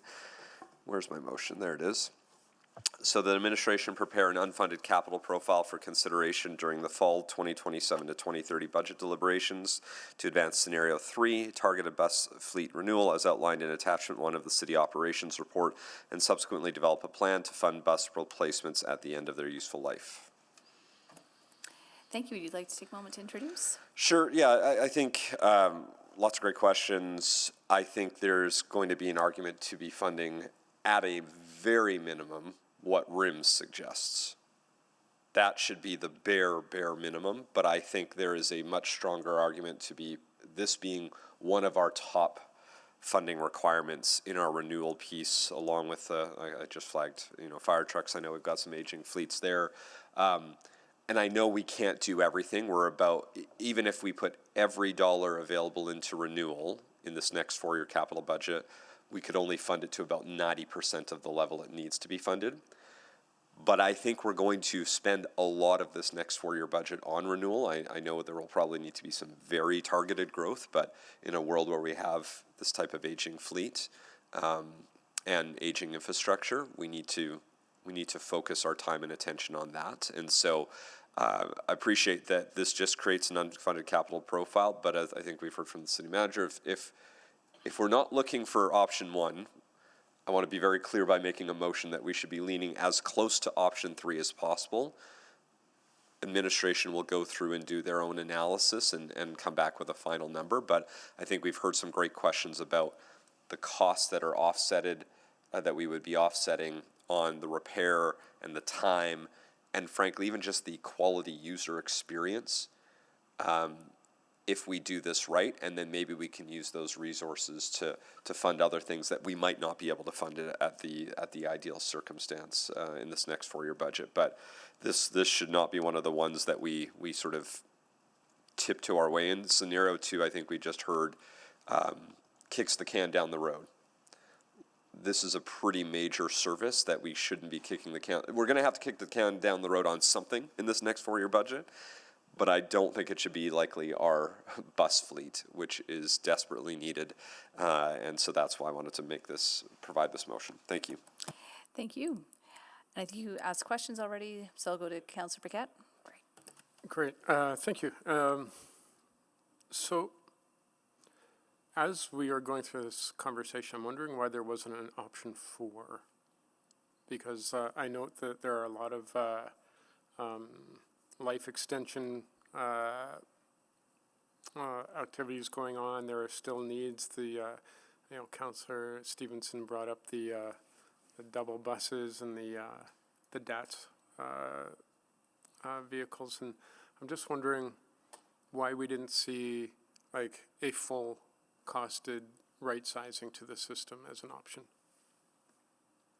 I think it's just further to what Craig had described. We understand the fiscal constraints and didn't feel that would be a realistic scenario to put forward. I think if that's something council wants to better understand, we could take that back and perhaps put it in the follow-up memo. Okay, and that's fair, and I understand that, but sometimes the context is helpful to understand, like, okay, so option 3 isn't like the max. It's not the max. If fully funded would be the max. Option 3 is like the best we thought we could maybe manage considering constraints. Is that right? That's fair, and I'd say also the operational reality of what John's team can commission in a year. There's a maximum number, and then he can use external support to bump it up a little bit more. So we could show you both of those. Yeah, because, Councilor Wright made a very good point about the cost of vehicles. What did we say, 400,000 and 1.1 million? I mean, the cost is only going up, so I'm just wondering at what point do we say, listen, like, when we analyze our actual costs and the refurbishment and extensions and the fuel and so on and so forth, what does that look like? Like, what are we actually talking about as far as a hit to the system by not going with a even more robust option? And then, considering economic realities and people really worried about affordability, a lot of people like really considering leaving one of the cars at home kind of thing, are we ready for that increase in capacity? So does that make sense? Like maybe that context would be helpful for the public as well? Yeah, understood. Yeah, okay. Yeah, please go ahead. Archie here from Fleet and Facility Services. The one thing I would mention as well is the renewal needs to take place over multiple 4-year budget cycles. The reason being is that if we had unlimited money, it would still be an unwise decision to replace the fleet all at once. Sure. Given we want to smooth the fleet in terms of replacement over a number of years, so you have a better average age, so you can better maintain reliable and accurate maintenance costs throughout kind of the life cycle of the buses. So it would be over multiple 4-year cycles. You want to have those overlapping cycles, for sure. But, so I'm not talking about buying everything at once. I'm talking about having a clearer picture of the need, the costs, and the ramifications in that context. Because, of course, we cannot budget beyond a 4-year budget, but it would be helpful for the next council to have that information, see what we've done in order to help inform not just administration, but council and the public about what we could potentially expect going forward, what the potential needs are, and that we had at least the outlines of a plan that they could build upon. Does that make sense? Yes, it does. I think maybe in the follow-up memo, we can show very clearly the fleet renewal plan side of what would be ideal, and then you can compare and contrast if that works for you. Yeah, because I think it, like, and this is my interpretation, please let me know if I'm wrong, but the mayor's motion is actually, even though it's scenario 3, still a pretty fiscally restrained option. Yeah, it is. As Arjun said, it's a long-term plan. So in the presentation and in the report, we show that really big peak in the early 2000s and the pressure that puts on the future budget cycles and on the commissioning side as well. So we want to show a slow and steady but continuous. It's your point earlier about predictable and sustainable. We want to show that longer perspective of how we would prefer to manage the fleet renewal. Yeah, thank you. Thank you, Councillor Tang. Yeah, great. Thank you very much. And I guess to administration, if based on this motion, if we go with scenario 3, it would be spread out over just one budget cycle, correct? Yeah, it's for the upcoming budget cycle, and we shared the narrative of linking it to the next 4-year cycle after that, just to explain kind of that continuity of fleet renewal and what it could provide for an opportunity. Okay, great. And then can you just go back to my question earlier about the light rail vehicle renewal funding we provided? Yeah, so Sarah mentioned it's cash flowed over 2 budget cycles. The total expenditure is $321 million, and that's to replace the original U2 fleet that started the light rail service back in the 1970s.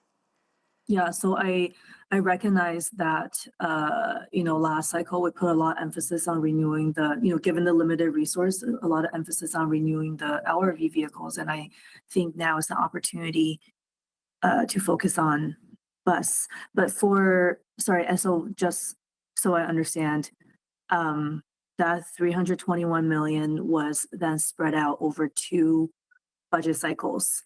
And sort of given the timeline to procure these vehicles, it takes a while. That's why we're going about it that way, right? Exactly. It's cash flowed, exactly, to match the procurement cycle. So we did the RFP, we have the pricing, we placed the order, and now the manufacturing side kicks in, but delivery isn't going to come to us until probably the middle of the next 4-year budget cycle. So I mean, bus fleet sounds like there's a similar delay. It's a bit faster. It's about 18 months from the time we place the orders. And the manufacturing facility, they can produce larger volumes of buses at a time compared to the train cars. The train cars are internationally manufactured, is that right? Exactly. And then the buses are Canadian more supplier. more local. Yeah. Yeah, exactly. Okay.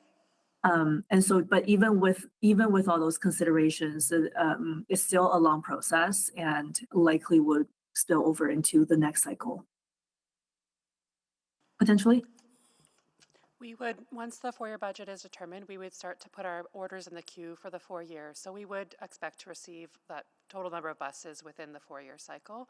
The first year, they might be received a bit later or early in 28, but we would get them within the 4 years. Yeah, okay.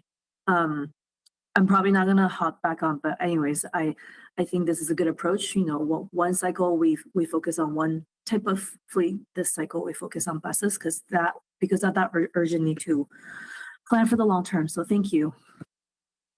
Thank you. Councillor Clark. Yeah, just to Mayor and Act the mover on this.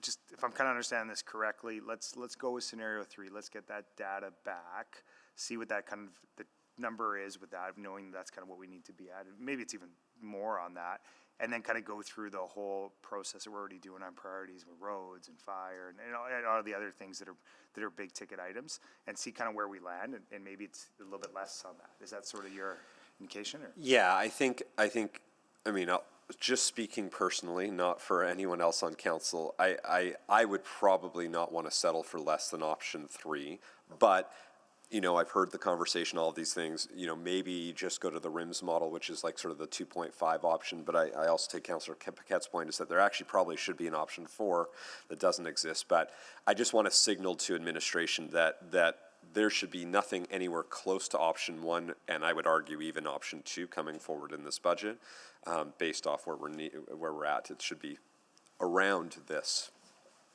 Okay, great. Thank you. Great. Well, I'm not seeing anyone for further questions on the board, so we'll move now to speaking to the motion, if anyone would like to speak to this one.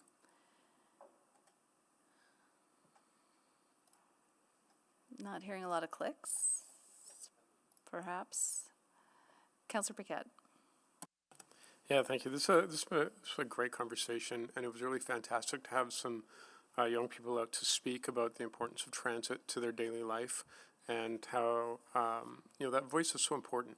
We actually have an extremely large population of young people. And they are the ones who are sort of inheriting a world of higher gas prices, more congestion, that sort of thing. And they need a service that is matching that need. And that, ironically, saves us a ton of money as a municipality. And so this is really, whenever we talk about transit, a lot of people like to point out that, transit doesn't pay for itself as far as fares go. But that is the wrong conversation. We don't ask police to pay for themselves. We don't ask fire services to pay for themselves. It is a strange artifact in North America because of how transit started a very long time ago. It is now a essential economic driver. And with our investments in safety and peace officers that are increasing as more and more peace officers are trained and coming online, as more people are using transit, it becomes safer, and we need to grow our capacity. I've been on buses where we are just packed to the gills, or they've gone right by me because there's just no more room. And we made a commitment, earlier council, but the city of Edmonton, by extension, made a commitment to grow the transit service off of the BNR. And what might be interesting to people who are worried about the costs and things like that, since 2018, the per capita expenditure per service has been going down when adjusted for inflation.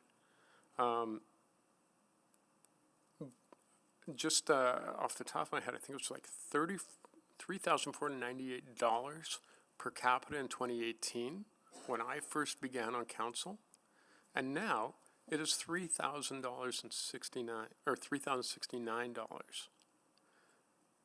So the idea that the city is spending more every year is not true when you adjust for inflation and population growth. The city is spending less and less every year, which is not really the narrative out there. And I worry about that narrative in the context of even buying buses to increase service, because people are feeling very cash strapped, and there's not really a huge amount of civic literacy in municipal budgets, and why would there be? So I think that the analysis that I'm proceeding on this, because I absolutely support this motion, is that people are paying more taxes every year. This is true. This is the nature of municipal taxes. But because we are not matching inflation and population growth, services decline.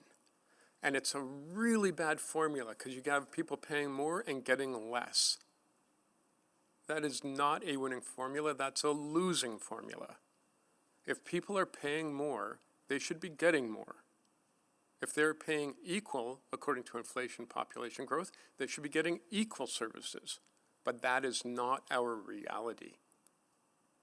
So that's why I'm fully in favor of this, and there's a lot of conversations that we'll have to have in this upcoming budget to actually deliver to people the city that they expect, but also to give them the tools and the knowledge that they need in order to make informed decisions so they don't have to be angry or fearful because of the unknown, which is what happens when we start talking about money. It's a huge, huge trigger for people. And if they knew that we were actually far more fiscally constrained than we have ever been, they might actually be quite surprised, because that is not the leading narrative out there. So I absolutely support this. I think it's a great idea. I thank the mayor for putting it on the floor. Thank you. Thank you, Councillor Briquette. Councillor Jans. Yeah, thank you. Two things here. First of all, I think this is, I know the mayor is already taking this to the federal government, but Prime Minister Carney and the Liberals had promised a $5 billion Canada Public Transit Fund. And that fund has now been rolled into a general fund. So public transit is competing against bridges and railways and roads and all this other national infrastructure. That is incredibly challenging, and it reduces the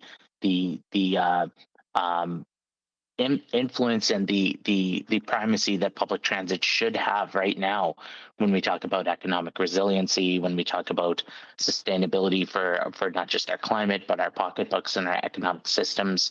I'm reminded that in 2021, so sorry, just before I get off that point, I know the mayor is advocating to the federal government. I want the mayor to keep doing that. I'm very excited that he is, and I want our Kita reps and everybody else to be delivering this message, because I know every other municipality is dealing with this, the same deferred maintenance, the issues with our buses, with our trains, with everything else. And the more we can get the federal government to truly come to the table as a partner, that's critical, because they have over 400 times as much money as we do as a city.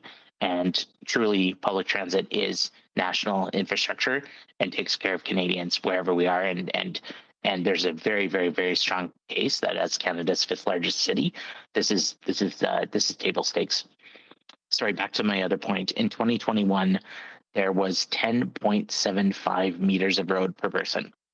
So for my family, my little family of 4, we have about 45 meters of road for our family that we're responsible for when you think about it per capita, per inch of road. And that road is very, very expensive. 1 kilometer of a typical neighborhood road is about $1.5 million. So divide that by what's our chunk of that 45 meters. And then over 25 years, think about the renewal of that road. It costs about, $600,000 to operate and maintain. And then it adds up over the cost of its life to about $4 million. And that's just my family of 4, my 45 meters. When we think about how we build our city, I feel we spend way too much time arguing over renewal of critical things such as buses or trains, which are expensive, but they're so small compared to the enormous amount of money that goes into our roads. $1 billion. That's $1,000 million went into the last 4-year budget to build new roads. Another $1 billion. It's another $1,000 million went into the renewal of those roads. And then there's all the other costs of the street sweeping, of the snow removal, and then we nickel and dime transit when it comes to, should we pay an extra $1 million for the bus cleaners, or should we pay an extra $1 million for a replacement of a bus? We need to tilt the pyramid on its head. Public transit must be the base of how we think about city building, how we think about saving money, how we think about keeping money in the local economy. The gas companies right now, thanks to the latest Trump, Epstein, Netanyahu war, are making $30 million an hour. We as a city, Edmontonians, are paying that at the pumps. We are paying more at the pumps. We need alternatives. We need to build a city with alternatives. And when we as a city don't put the base of our pyramid properly with walking, with cycling, with public transit, with public transportation that keeps money in the local economy, we are marching towards economic ruin. We're marching towards higher property tax increases in perpetuity. And it bothers me that we seem to have this disconnect in many of these conversations. Like I'm still a little sore that we approved the Kettle Lakes development, and we don't have a true cost of how much that's going to cost. I'm still upset that we have new neighborhoods coming online, and we're not talking about the cost of growth and the cost of our roads and these different pieces that are really, really, really the major costs for our city. And I want us to flip that triangle, and I want admin to come forward with full-throated recommendations that support more housing choices, that support more transportation choices, that provide all Edmontonians, no matter what age you are, no matter what ability you are, better public transit for everyone. Thank you. Thank you. Councillor Clark. Great, thank you, Chair. I'm comfortable with the mayor's motion, and kind of here's why. I think bringing the scenario 3, the bigger number, even though it's about, could be 50% of the ETS capital budget, I think it makes sense to bring that forward with our budget conversations, especially we look at it against other big ticket renewal plans.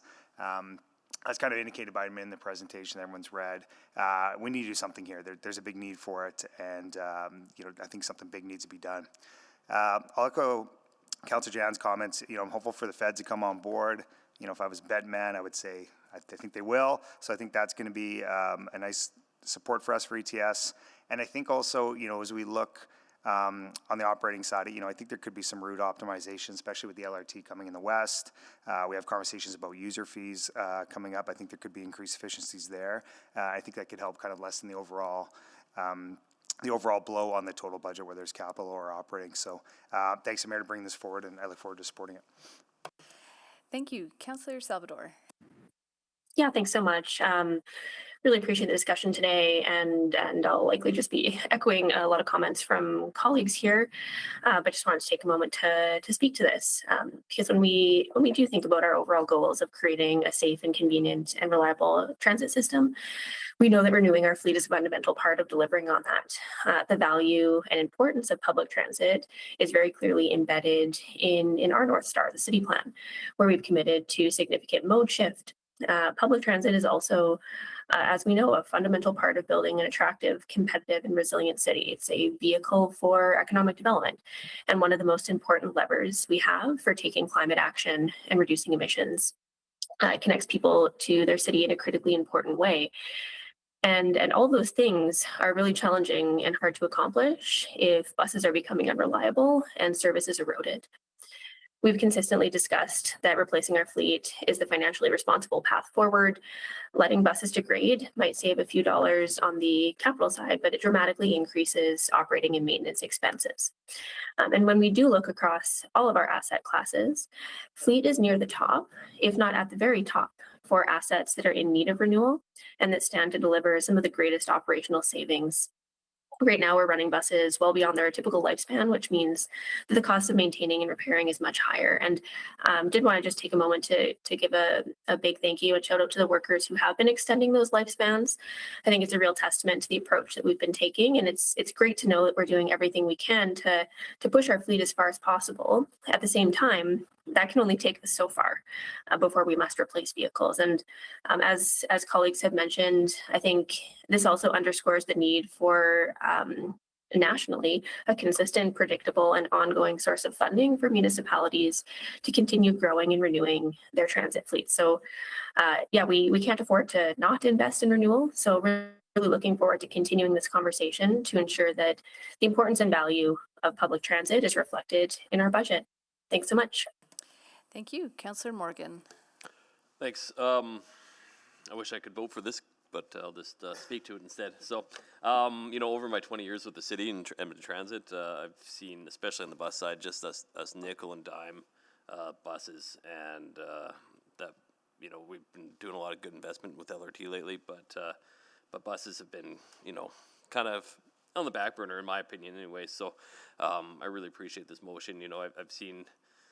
I've seen operators, maintainers, mechanics, inspectors, controllers, all of them just really just stretch the dollar, and make magic with our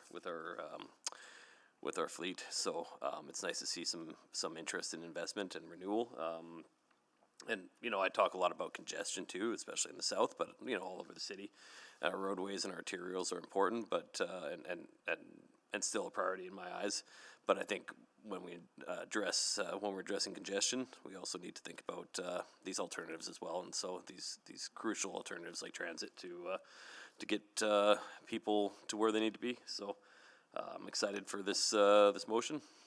I wouldn't mind seeing a fourth option as well, from as Councillor Paquette had said, but I'm happy about this one. So thanks. Thank you. Now Mayor Knack to close.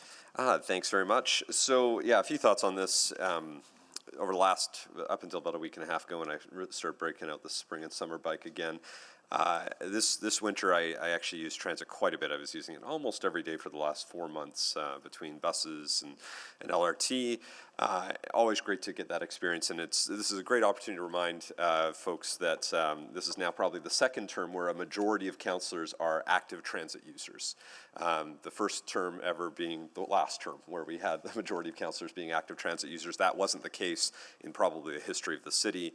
We also have a branch manager who has publicly said, so I don't mind saying it, that has been a very active transit user for I think 20 years at least in her interviews, and our city manager has also been a very active transit user, as well as many of our staff. But I say that because that means we get to experience the system in the way that many others are as well. It's the way folks are connecting to school and to work and appointments and connecting with friends and family. And it's the piece that helps people move about on their daily lives. And so, originally I was thinking of describing this as a bit of like an aggressive replacement plan, but actually I would, to the point sort of raised, I actually think option 3 is the bare minimum. Like, that is in fact what we should be doing. We shouldn't settle for anything less than this. I don't think administration should settle for this. This is critical because it helps with our DATS system, which has 1 million trips, almost 1 million trips per year. I think it was just a few thousand short of 1 million in 2025. It's going to help with the replacement of the 30-foot buses, which, I'm sure all of us know, but I think about my time in the West End and how that was the bus that many seniors used to get to medical appointments and grocery and the library. That was a very popular service and continues to be, and so we need to make sure that continues.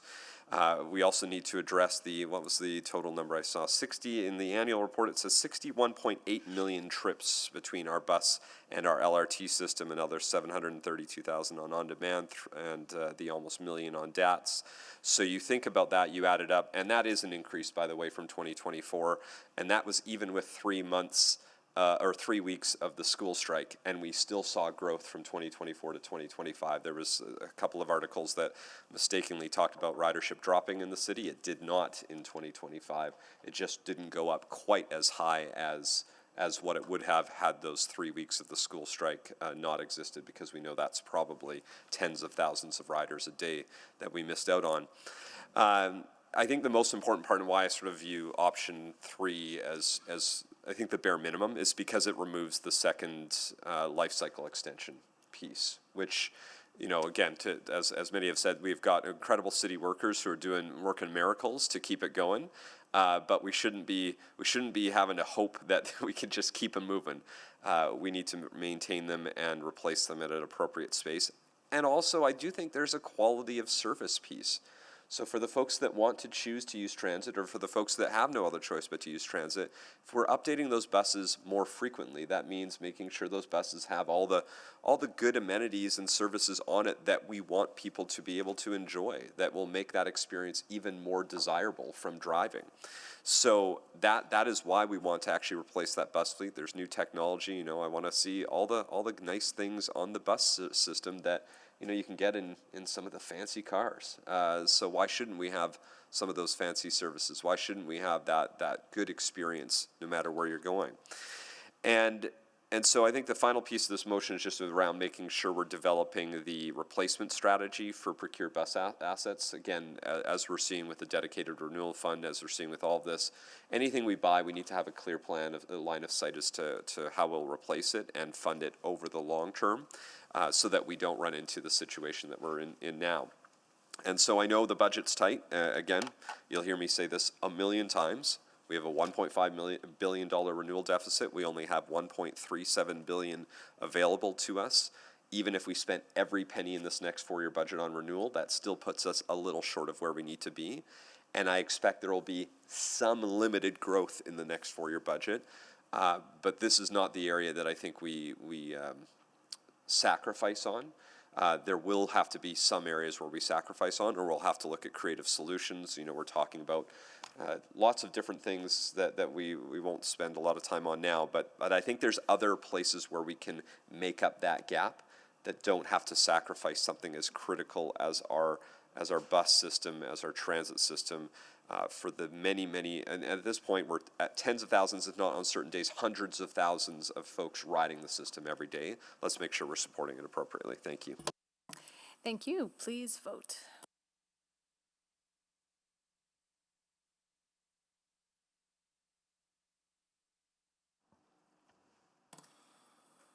Yes. Thank you, Councillor Jans. We have all the votes. Please display the vote. And that's carried. Well, thank you very much to our delegation and again to our speakers. And that concludes item 7.1. So we are 25 minutes from our lunch break. We have 2 motions pending, and I will turn to the first mover on 10.1. Councillor Briquette. Yeah, thank you very much. Let's pull it up here. And this one is the micromobility. Okay. All right. Did administration provide a report to committee on transitioning shared micromobility devices, e-scooters and e-bikes, to a mandatory geofence parking model outlining 1, mechanisms to mandate vendor-enforced parking compliance through future license agreements, 2, a process for collaborating with licensed vendors to identify suitable designated parking zones within the right-of-way, and 3, any minimal municipal infrastructure requirements and a brief jurisdictional scan of similar successful models. Due date August 11, 2026, Urban Planning Committee. Thank you very much. Would you like to introduce? Yes, thank you. So just really quickly, I think it's very self-explanatory. We have had folks for years, very frustrated with scooters being left in the middle of sidewalks, especially people on wheelchairs or mobility aids like scooters and walkers, and parents with strollers. And for example, if it's been a heavy rain, there's no way you're getting a wheelchair around that. You've got to basically turn around and find a different way. So this has been a problem that's been growing. And the other issue is that people have noticed that there is a real sense of looking messy when you see scooters just kind of scattered everywhere. And so the idea is that, like we've seen in other cities, you just have a very simple geo-fenced parking area strategy. And they're not very far apart. They just sort of like help you contain and know where to leave a scooter in an orderly fashion that doesn't impede with other people just trying to get around. That's about it. Thank you very much. I have a quick question. Did you have any questions of administration? No. Okay, great. I guess, Mr. McEwen, are you the delegation on this? Yeah, I also have Caitlin online as well. Okay, wonderful. Yeah, I often hear the concerns about obstructions on the sidewalk. I'm also just wondering if we can have an update on where we're at with vendors in terms of some of the limitations they can put on scooters that are running on the sidewalk. So I understand there's been some technology that limits their ability to go full speed while on a sidewalk, and wondering if we have any updates on that. Yeah, that was Councillor Stevenson. That was based on some of the technology that was being trialed down in Vancouver. I don't have an immediate update for this, but we could include this as part of the report update for Councillor Paquette if you'd like. Yeah, that's perfect. Would you like me to add a point 4 just to clarify that? If that's helpful. It's clear for me, but if it's helpful for council, we're happy for that. Okay, I'm seeing friendly nods, so perhaps we just add point 4. It doesn't quite fit in the sentence, but geofence parking, and then 4 updates to speed limits on sidewalk. That's a terrible motion, but I think that's understood, and appreciate following up on that. And I think, the hope would be that, again, that can be included into any future license agreements. But thank you. So we'll just look to clerks to add that in. Also, just wanted to confirm as well that the geofence parking would still allow, I think the big benefit of scooters is that they're sort of that last mile, and a lot of the value proposition is being able to kind of get right to your destination. So I'm assuming that this model would still have quite wide dispersal, that we wouldn't be impacting, you wouldn't have to walk 10 blocks to get to a parking zone, for example. No, so the GeoGrid would allow for more of I would say, to Councillor Paquette's point, a more cleanly parking of those, which would still allow for access to transit centers, points of interest, high areas of travel, etc. Perfect. Okay, great. Thank you. I don't have any further questions. So we've got the wording there, updates to speed limits on sidewalks. I'm thinking that's friendly. Wonderful. Well then, not seeing any other questions, is there anyone who'd like to speak to this? Not seeing that, to close. Councillor Paquette, no? Wonderful. Let's vote.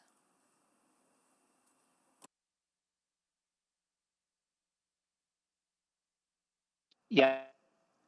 Thank you, Councillor Jans. We have all the votes. Please display the vote.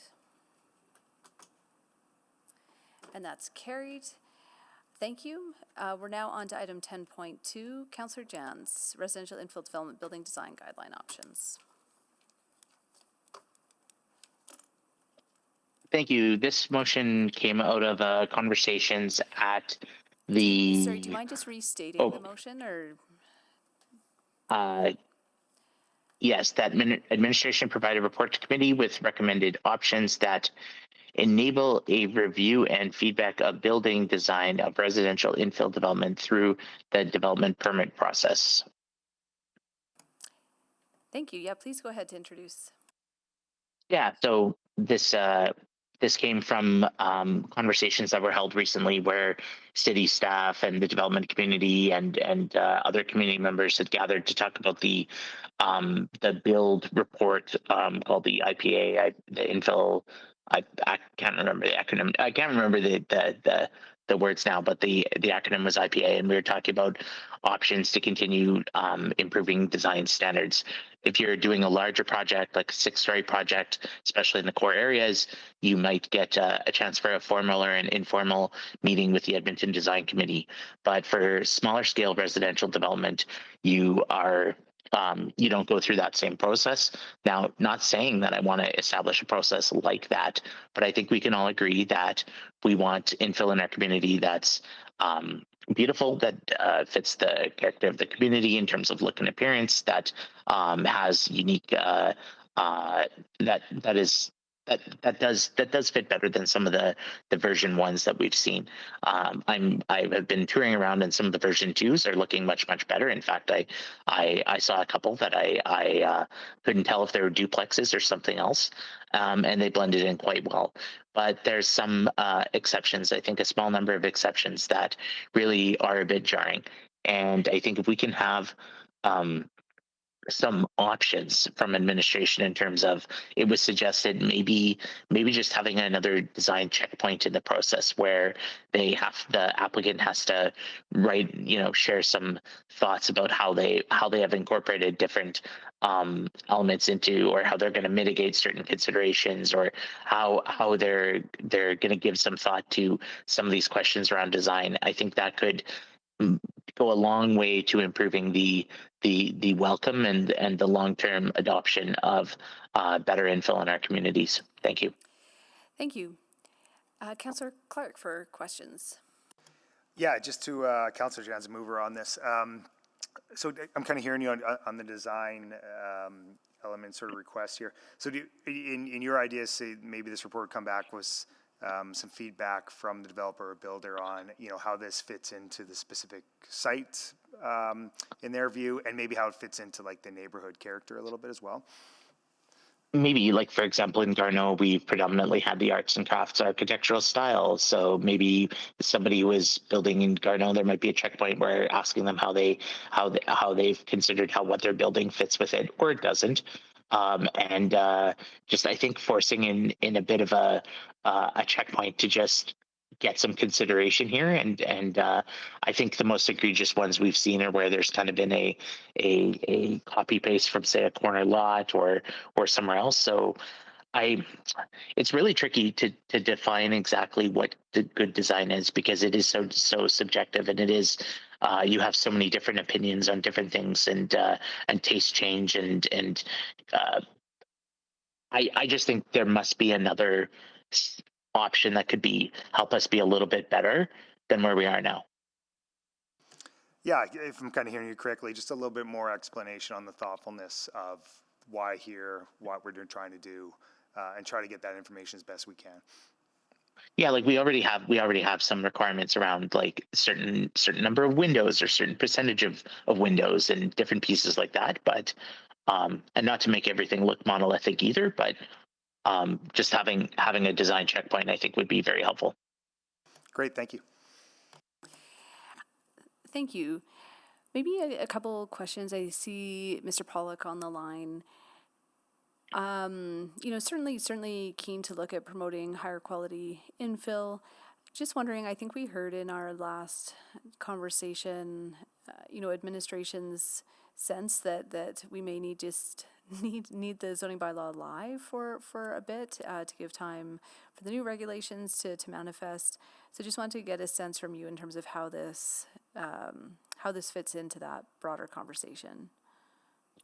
For sure, I think as we look to explore options, there's a spectrum there, and I'd call that spectrum on one side, you'd probably look at influence, and the other side, probably hard regulatory measures. We can bring back options that span all of that spectrum, but I think in general, where we'd be comfortable with, it would be probably closer to that influence side, where there is, a set of, as Councillor Jantz was saying, like good design is subjective, but quality principles of good design aren't subjective. So a commentary on how a project is meeting these principles or not as part of maybe a development application submission, just to have them start thinking about some of those principles through their design aspects. And then we can have a conversation with them around some of those influencing pieces. I wouldn't say we would recommend jumping straight to a regulatory process right now. Super mindful of the fact of the length of time of that permitting process and bringing in new aspects to it that can create some subjectivity. But I think there is room there to enhance that design conversation and have it with applicants in both a timely and an influential manner. Yeah, well, I think that timeline is, something top of mind for me as well. Could the report include timeline implications? For sure. Yeah, and I think like that's where it comes down to in terms of like if it is a regulatory option, there could be additional time, but also there could not, depending on how it's addressed. But we can definitely outline time commitments that we expect to come up with any new requirements. Yeah, and I think even at the influence level as well, recognizing, it's an additional submission, it's an additional, like if there is a conversation, what does that do to the timelines? Oh, for sure. Great. And then just wanted to, I think the other consideration too, I think is just around staff capacity. And so will we also look at any additional resources that may be required, new skill sets that may need to be incorporated into the development approvals team, and what the cost would be and how that would be funded? Yeah, that would be part of it. That is ongoing as well, just in terms of how we support the design conversation throughout the development permit process, not only for small scale, but large scale.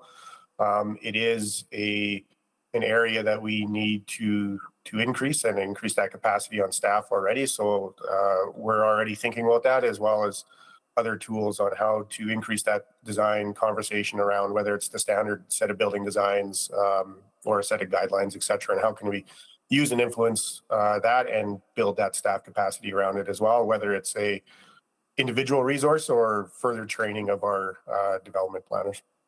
Okay, thank you for that. Councillor Rutherford, I see you on the board. Yeah, thank you. I guess I'm going to start with administration. Like hearing that you in the report, you would probably still have to include regulatory, which is what I really am hesitant to reopen this again and again and have this. We've already done a lot, and we haven't, like when the mover says they're seeing stuff that's really jarring, we've already done a lot to address those kind of builds that we've all been seeing. We haven't seen any of that form yet on in real time in development, right? I would say that there's some applications or some development that have the new regulations from July of last year that we're starting to see pop up right now. They're not fully built though, or they would have just been starting construction likely this spring, or have they already been complete? I don't have particular examples, but just in terms of development timelines, there's I would suspect there's a few out there that are complete. But I think, yeah, in terms of understanding of the motion and what's looking to be achieved, as well as all of the effort that has gone into this RS conversation to date, we would lean towards that light touch programming right now. Okay, so I guess to the mover, why are you wanting this as a report instead of a memo?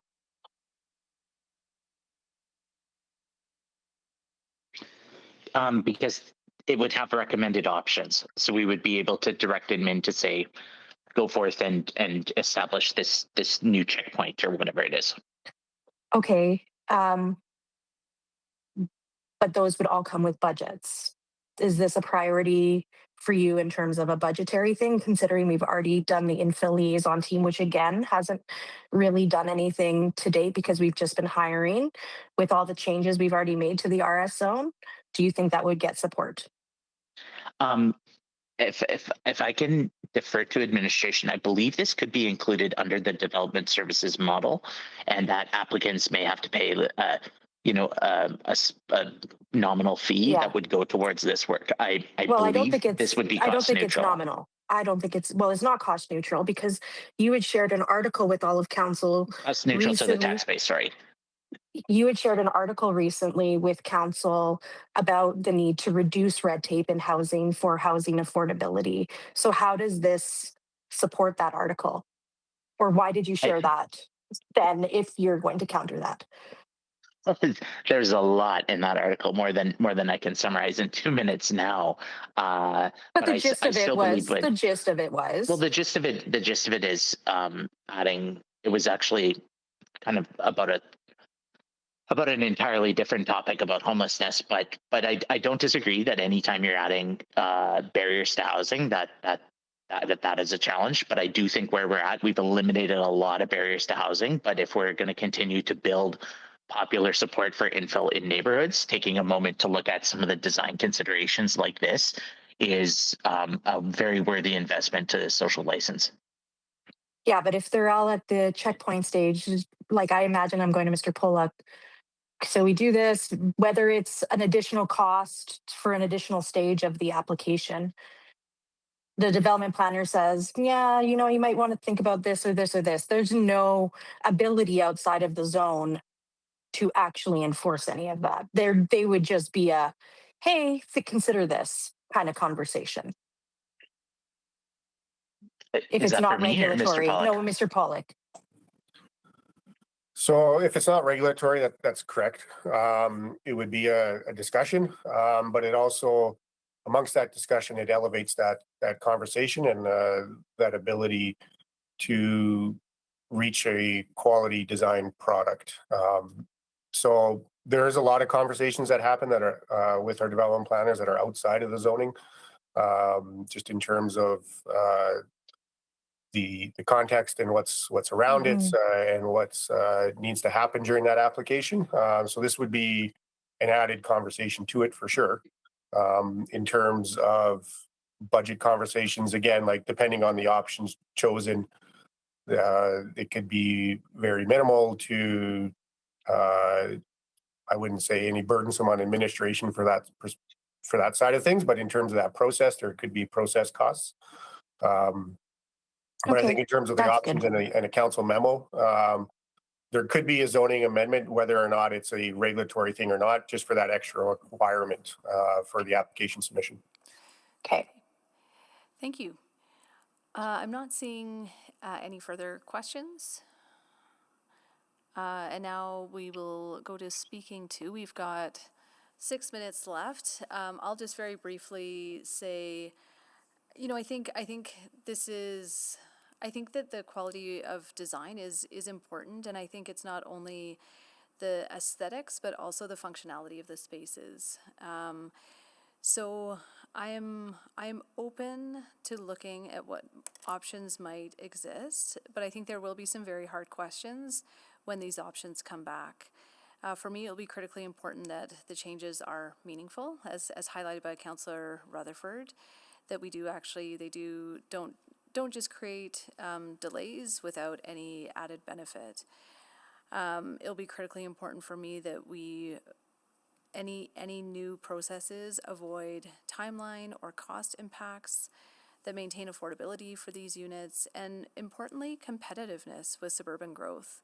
I really worry about an inequity between the expectations we have of infill compared to new neighborhoods, and I think that leads us away from the direction that we want to go, which is having more infill in our community. But, that said, I don't think that good design has to cost more, and I think that there are potentially ways to balance all of these so that we maintain the opportunity for infill while also improving the aesthetics and functionality. Thank you. Councillor Rutherford. Yeah, I'm not on committee, so thank you to committee for giving me the chance. I would have much preferred this as a memo, even if there was options out of it. Any councillor can take a memo and look at the options and then make a notice of motion. I'm tired of the RS zone being in the news cycle. I'm tired of the conversations about amendments to the RS zone, and there's no doubt in my mind that this report will come back with people pushing and advocating for changes, further changes to the RS zone.